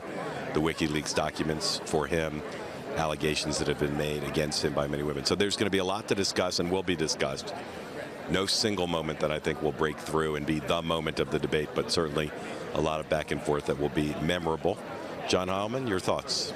Well, I agree with most of what you just said there. I think there is one moment that will stand out to a lot of people, especially in the context of what we've heard for the last week, in which Donald Trump has been repeatedly talking about a rigged election, saying that the election was rigged and that it could be stolen and that we needed to watch certain polling places and so on. The idea that Donald Trump asked whether he would accept the results of the election, answered and said he did not refuse to say that. Corrected. You are correct that will be a moment that will get a lot of attention. And it should, and it will be, I think, from the Trump campaign's point of view, kind of an unforced error. He had many good moments. It was probably his best debate. I thought she was, I won't say flawless, but she kept him from winning the debate simply by being so strong. But the moment you highlighted, which for some reason blanked out of my mind for a moment, really will be the dominant. There you see Donald Trump and his family coming off the stage. But that moment, particularly because it's in conflict with his campaign manager and his vice presidential nominee. And his daughter, who today said that he would accept the results of the election. You know, it is a core Democratic norm that we accept the peaceful transfer of power. You can call for a recount, as Al Gore did. You can challenge results through the courts. But in the end, the results of the election are the results of the election. You accept them and you graciously step aside. And I think, you've seen that already flagged by every major news organization in the country. And as I say, it's against this context. He went on to say that millions of people were on the rolls illegally, that there were dead people who would be voting. It was just the context of the answer and the brute fact of it, I think, will get a lot of attention, again, particularly in the context of this week in which he's made rigged elections so much a part of his rhetoric as his poll numbers have slipped further and further. I think you're right, Mark, about Hillary Clinton. I actually thought Donald Trump for the first 30 minutes of the debate was better than he's been in any of the three debates. He was calm and composed and not full of invective. But as the debate started to get more emotional, he started to get more emotional. And by and large, Hillary Clinton was calm, composed, and strong throughout. There you see Donald Trump's running mate, Mike Pence, working towards him. This moment of Trump saying the results, he wouldn't necessarily accept the results, even within the base of Donald Trump, even the most hardcore supporters, I'm not certain there's even a majority support for there. And certainly within the broader Republican Party, within the establishment, within the media, that is a position that will raise a lot of concern. Right. And I suspect, to the extent he does interviews in the coming days, to the extent his campaign fields questions when they'd like to be talking about his strong moments in the debate, mostly what they'll be asked about is what is up with Donald Trump's position on whether he accepts the results or not. Let's be clear, he has his campaign this week. His campaign manager and others tried repeatedly to say, well, what he's really talking about is the media bias, that their perception that he's getting a raw deal from the media. And every time they tried to do that, he, on Twitter and elsewhere, brought it back to the possibility of fraud, of voter fraud, which, as we know, through academic studies and otherwise, is an extraordinarily rare occurrence in the United States, as people like Scott Walker and other election officials pointed out this week. I think it's a huge, I don't even want to call it an unforced error. I think it actually is what he believes. Well, it's an interesting question, which is obviously he must have been prepared during debate prep, of course, to take the question. But I'm not certain, I'm speculating here, I'm not certain that that's the answer his advisors urged him to give.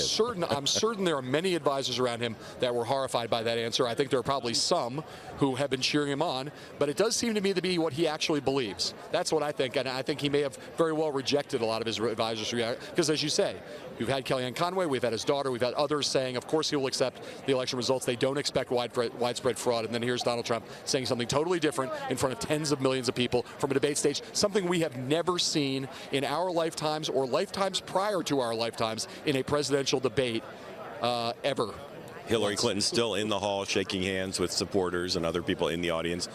Donald Trump has created a problem here in terms of his campaign getting out their message, and a problem particularly for Mike Pence, who in a round of interviews with Bloomberg and other news organizations immediately before the debate made it clear that his view was, of course, they would accept the results. There were a lot of other things discussed in the debate. We should move on to those, I think. Donald Trump, more than he has in any other debate, and he's being, I think, roundly hailed for having long stretches of calm, on-message performance, talked a lot about Hillary Clinton's record as part of the Washington establishment, and that those moments very in line with the Kellyanne Conway wing of his campaign, the campaign manager, who would like him to be talking about change and a more centrist message, which could actually put together a majority potentially. I'll say I will point out tonight on Twitter when Trump Robert is Costa leaving the debate hall while Hillary Clinton stays. When Robert Costa from the Washington Post pointed out a disjuncture between how Trump likes to talk and how Kellyanne Conway would like him to talk, Kellyanne Conway retweeted that and pointed an arrow at Costa, suggesting that she was endorsing in some way Costa's view that the old Trump is at odds, or the core Trump, the reflexive Trump, is at odds with his campaign manager. She then has publicly seemed to have endorsed that. So we may see some real discord coming into the open, I think, in the days ahead within Trump's world. I don't like making predictions, but I think there are a lot of signs that we may see some real fractures in Trump world over the days ahead. You see there the debate hall thinning out. Hillary Clinton, though, still there shaking hands. The final debate of this campaign for her, after many, both against her Democratic opponents, and here the final of 3 debates against Donald Trump. Donald Trump has left the debate hall, and now the room we're in, the spin room here, located near where the debate took place, is filling up with advisors for both campaigns who've come here to tell the media what they thought of the debate.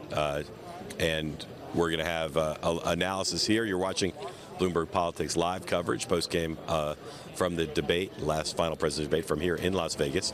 John Hom and I and our colleagues will be back with analysis, some guests from both campaigns, and more. And the most tweeted moments. Don't forget about the most tweeted moments on our Twitter. Bloomberg Politics, Bloomberg Television, and Twitter right after this.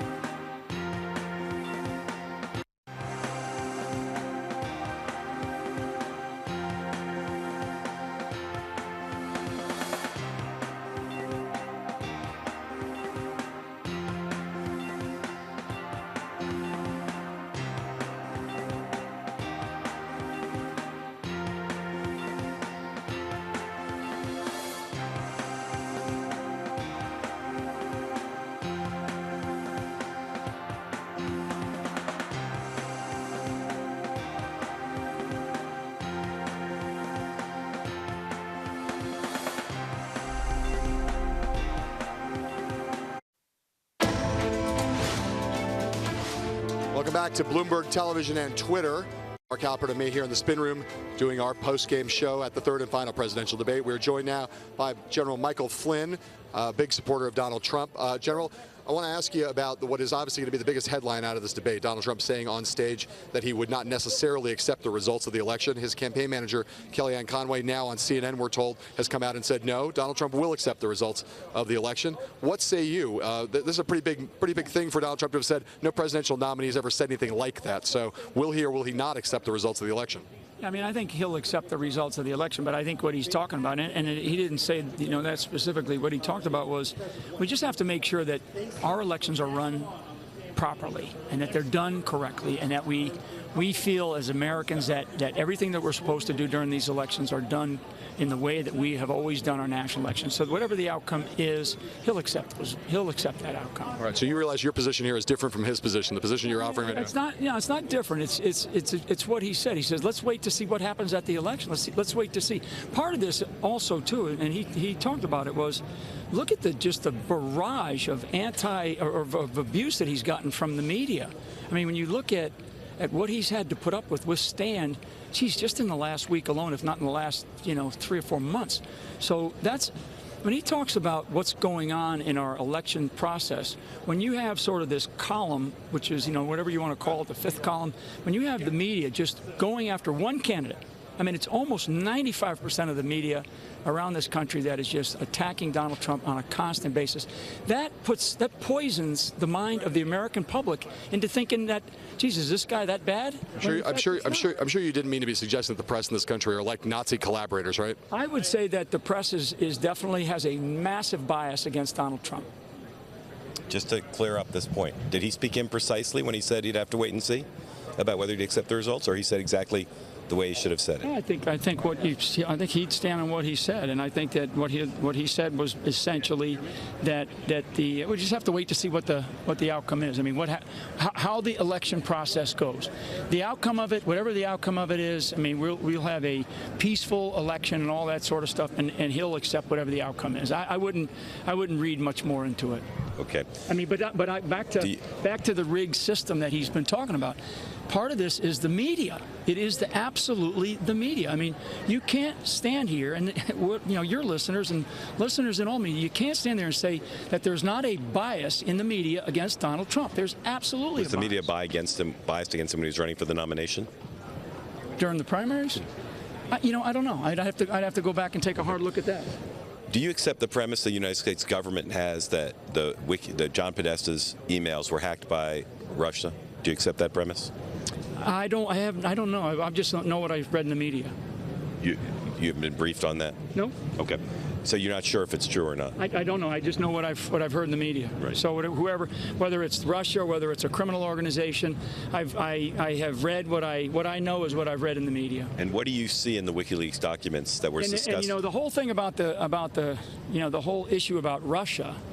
What about the content of the emails? That's what I'm asking about, the content. What's in those emails that was discussed tonight that you think that voters might say? Well, I wish more was discussed tonight. What didn't come up that you wish should have been discussed? I just think the disparaging comments about the American people that have been stated by Hillary Clinton in her emails and John Podesta in his email, and just the emails and the exchanges of information. But the fact that they're not her emails. They're emails of people who work for her. Oh, so okay. So is that the climate that she has around her? I mean, and I wish that there was more talked about. Was it's the content of the information. I got that, that they've been hacked and all that. I got all that. I mean, that happened, and it's a criminal act, or it's an act of terrorism, whatever you want to describe it. But the content of the information is really what's also an issue and should be brought out. And I think the other thing too is just this issue about the 33,000 emails, the numbers of things that she has said that turned out to be lies. So you can't deny that. General, I just want to clarify one thing. You're one of Donald Trump's top national security advisors, right? I help him out on national security, absolutely. So, and he's received intelligence briefings, right? As the nominee. He's received a couple. Right. So again, it's the contention of a lot of people that he's been briefed on this issue. He has not. He's not been briefed on this issue. Not been briefed on the issue of what you're saying. On this business about who's done what. Nope. Not been briefed. All right. Thank you for being here. What we have in what we see in the media. Yeah. Just wanted to clear that up. Thank you very much for being here. Okay. Appreciate that. Guys, we're going to throw out to our colleague Megan Murphy, who is outside the debate hall, so she can give us her thoughts on what happened tonight and do a couple of informative interviews. Megan. Thanks, John. All night, our partners at Twitter have been using their advocacies to map the top tweeted moments of the night, and we have them right now. Tonight, the moment that got the most tweets came around 9:57 p.m. Eastern, when Hillary Clinton went after Donald Trump's past treatment of women. Take a look and a listen. He held a number of big rallies where he said that he could not possibly have done those things to those women because they were not attractive enough for I did not them say to be that. assaulted. I did not say that. The runs-up for top tweeted moments of the debate were when Donald Trump and Hillary Clinton had an exchange about Aleppo, and also Trump defending his statements about what's going on in Syria, and also when Trump gave his much-awaited wait-and-see answer on whether he would accept the outcome of the election, telling us he'd keep us in suspense. Turns out on that last one, his running mate, Mike Pence, gave our Bloomberg Politics colleague Kevin Cirilli a pretty different answer on that question in an interview just moments before the debate began. Take a listen. Well, Donald Trump made it clear in his first debate, and I've made it clear that we'll accept the will of the American people, but I think Donald Trump's going to win. I mean, we've got a brand new poll out today from Investors Business Daily that has us up a percentage point. I see tremendous momentum all across the country. Let's put up a line graph of Twitter traffic throughout the debate. We've been tracking this all night. The highest peak of Twitter chatter at 9:57 p.m. Eastern was about the women discussion clip we just saw. Meanwhile, the top 3 issues that Twitter users discussed over the past 90 minutes were foreign affairs, the economy, and reproductive rights. I'm joined now by Bloomberg Politics reporter Steve Ucino. Steve, there's no question that, as John Heilemann said early in the night, the big takeaway moment is going to be Donald Trump saying he would not clarify whether he will accept the results of his election. He said it not once but twice. He said he would keep us in suspense, and Hillary Clinton saying, calling it in effect horrifying that he would have that stance, that it was a threat to democracy. Chris Wallace reminding us at the end of the evening how important each of our votes are. Do you think this is damaging for his candidacy, and do you think it's whipping up concern over something that American voters will see as fundamental, which is the integrity of our voting system? Look, Donald Trump has been saying this for a long time on the campaign trail. It's been a little too soon to see exactly whether or not this will affect him, this particular statement. We will wait and see, but he's been talking about this for a while. We've seen it rally his base before. I think the one thing to take away from this night is neither candidate really made their case about why they were going to be president tonight. Hillary did a little bit more than Donald Trump, but it was much more about why the other person shouldn't be president. And it was a back and forth. At the time, it was like a pivot contest where there would be a question and one person would pivot to an attack, and then the next person would take that attack and pivot to a completely different subject.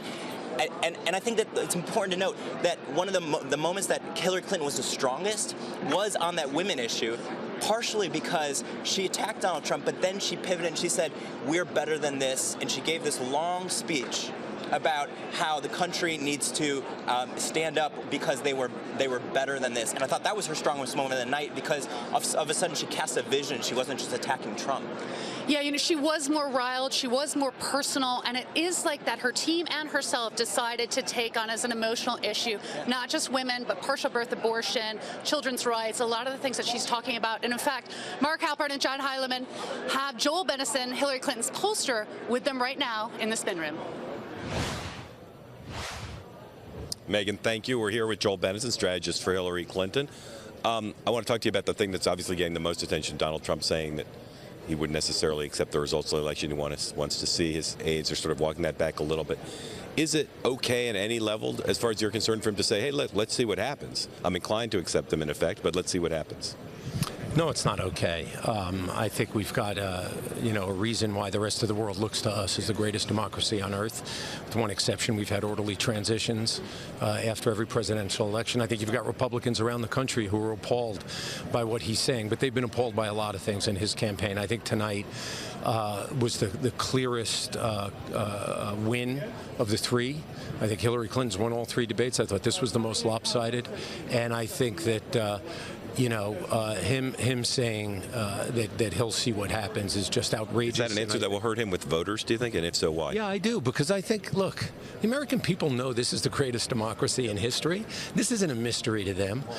They're not looking for us to go to war over elections with each other, and I mean that metaphorically, please.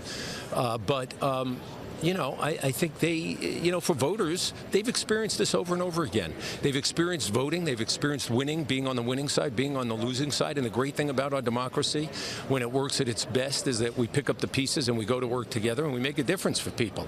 And I think that's why this was so lopsided. I think Hillary Clinton tonight was the only person on that stage who laid out a vision of what kind of country she thinks we are and what kind of country we want to be, and drew a very sharp contrast around the values side of that argument, the economic side, and how we keep the country safe. Joel, if you remember back in the first debate, Donald Trump came out very strong in that first half an hour. A lot of people talked about how strong he was, and then he sort of unraveled as the debate went on. Tonight he came out I thought, very calm, a calmer Donald Trump in the first 30 minutes. He's kind of a different look from any Donald Trump that we've seen over the last 3 debates. Now, again, the last hour was slightly different, but just talk about that first hour when Trump came out. Was that a Donald Trump you expected to see the first 30 minutes or so? You know, I'm in the minority on this. I've expected to see that in all three. What you know, hasn't totally surprised me now at the third one is that he can't do this for 90 minutes. He becomes unhinged at some point during a 90-minute debate, during which he only has to talk about 40 minutes. That, to me, becomes a part of the temperamental unfitness that we've been talking about. So I think during the first 30 minutes, I thought he was trying to keep it very cool, stay very calm.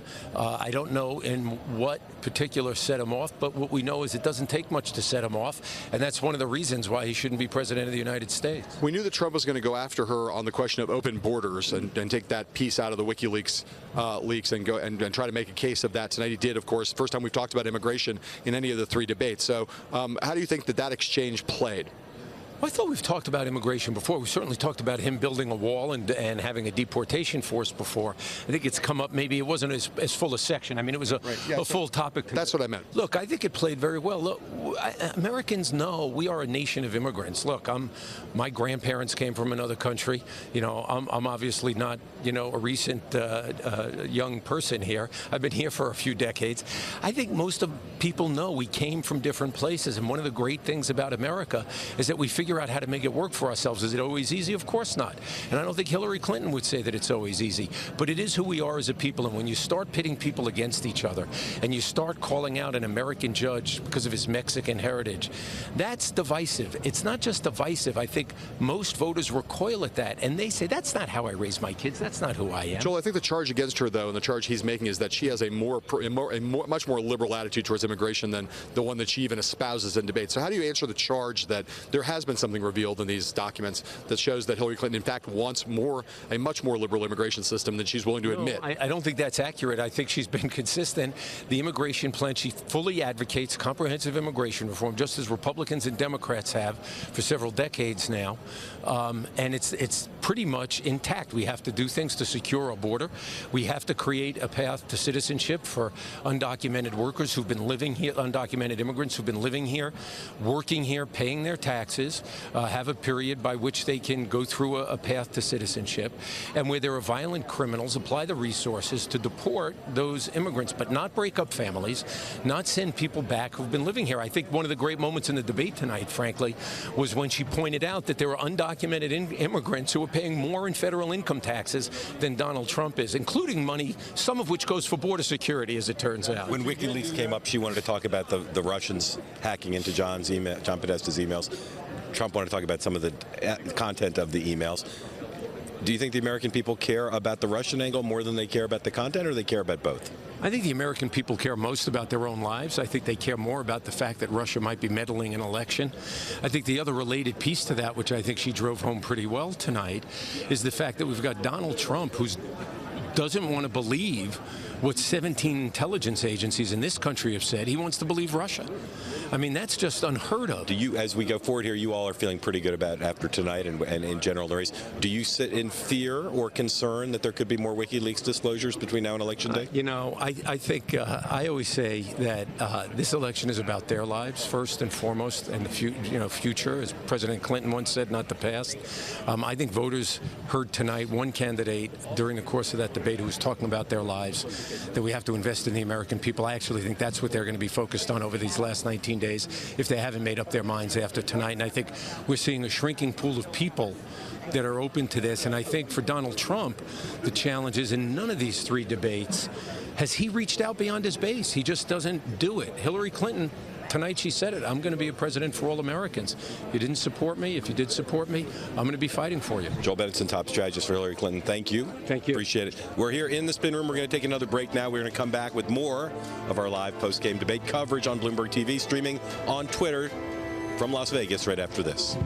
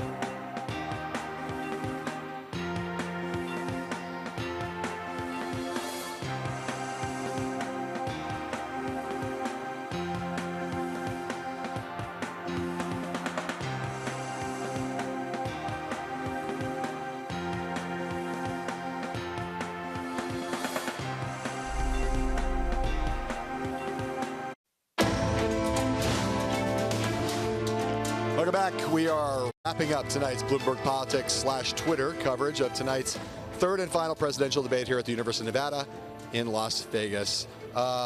Mark. There you see Hillary Clinton and Bill Clinton finally leaving the debate site. The Clinton team, just heard from Joel Benenson before, they feel good. And I think it's hard to fault her performance. There may have been some moments where she was evasive, but she was evasive in a deft way and was pretty good at turning things away. But there'll be maybe half a dozen or more topics where Republicans will say she didn't address the question. I would like to return just briefly to our interview with Michael Flynn, who I found like perfectly reflective of the confusion right now in the Trump campaign about what to say about what Trump said on stage. I couldn't figure out what Michael Flynn was saying. On one hand, he was saying, well, of course he'll accept their results, but after he checks to make sure they're legitimate, it was, I thought, intellectually somewhat incoherent, and I think he's struggling to figure out how to... We've heard from a range of Republicans here in the spin room, our colleagues reporting in, Reince Priebus, chairman of the RNC, Sean Spicer, who works with both the RNC and the Trump campaign. What they're basically saying is, we're going to win, so this won't be a problem, or we'll accept the will of the people, but let's see what happens. Let's see if there are any improprieties. But I think they're all taking a less hard line position than Trump took, but trying not to repudiate what he said because that's a little uncomfortable for them. Yes, but again, it leaves open the question again that we raised earlier, which is, what does Donald Trump actually think about this? And I think he's made himself pretty clear over the last week. He thinks the election's rigged, and he's not ready to say that he has faith in our democratic institutions and will accept the outcome. So the question is, what happens tomorrow? And what happens the day after tomorrow? Is this question going to be begged and raised repeatedly to him and the people around him? More spinning is going on here in the spin room. Both Donald Trump Jr. and Eric Trump here in the spin room giving their reaction. But let's go back outside to our Washington Bureau Chief, Megyn Murphy, for her final thoughts. Megyn. I mean, there's no question that this moment of him saying he's going to keep us in suspense about whether he's going to accept the election results, and also his comments about women who've accused him of unwanted sexual advances, that they want fame, and that it's part of the Clinton campaign. But I also want to highlight another moment in this debate. There was a fairly extraordinary exchange about Russia that will get a bunch of attention in Europe and with our allies abroad, and his, again, embracing Putin while saying he doesn't know him, praising him as a strong leader, and Hillary Clinton accusing him of being Putin's puppet. It was a real clash. It was a profound clash in terms of how they both feel about foreign policy. And again, Donald Trump, with this very extraordinary inability to distance himself from a regime that even almost across his entire own party, including his own running mate, repeatedly denouncing Putin's strategy, policies, et cetera. And I think that in terms of wider global impact of this debate, that will be another one of the moments that people will pick out and examine over the coming days. Mark, thank you, Megyn, so much. Mark, I have two quick questions to ask you. One, where do you think things stand now with the relation to WikiLeaks at this moment heading out of this debate? Well, I mean, I think the Trump campaign is going to continue to say over and over, who really cares where they came from? They're in the public domain now. Let's focus on the content. I think they're still struggling. I've asked a lot of Republicans today, which documents do you want the American people to focus on? There's still a lot, but nothing that really is going to clearly break through. And I think the Clintons are going to keep saying, the Russians. Right, and notably, I thought Donald Trump, when he started saying things like, Donald Trump, John Podesta said horrible things about you, Bernie Sanders said horrible things about you. It evinced a certain kind of flailing, not focusing on one or two key documents that prove something really damning. The second question I have for you is on the question of Donald Trump and the women who've accused him. He dismissed them out of hand tonight and basically said, all of them are lying. They all have fabricated everything. It went even further in saying that this was done by the Clinton campaign, perhaps. So do you think that is now, where do you feel like that issue now stands as we head into the last 2.5 weeks of the election? No women have come forward in the last couple of days. I think if there are no more, it'll be a lingering issue. I think it's clearly hurting with some voters, but you're not going to see very much news coverage driven off of it. We're getting now at post-debate, which is a couple weeks to go, a lot of the coverage is going to be about polls. A lot of the coverage is going to be about where the candidates are spending money, whether Donald Trump still has a path to 270 electoral votes. And increasingly down ballot as we start to focus on, can Democrats win the Senate? Can they even win the House? How much is there bleeding that's going on if Trump remains close to double digits behind Hillary Clinton? It takes in the last couple weeks an enormous controversy to break through and become the kind of dominant story we saw just 10 days ago with the release of the Access Hollywood tape. Yeah, it's going to be I don't anticipate that it's going to be a pretty 2.5 weeks, but more of crawling around in the mud. But I think we are now finally at this moment we could say we are headed into the genuine home stretch, which is both exciting and a bit of a relief. From Mark Halperin and me here in the spin room at the University of Nevada, Las Vegas, we want to thank our friends at Twitter who've been our exclusive partners for this and all of the other debate night coverages that we've done. Be sure to tune into our show With All Due Respect live at 5 p.m. Eastern on Bloomberg TV and on Twitter, where we stream live now every day. Check that out. Until tomorrow, as I say from me and Mark, we say to you, sayonara.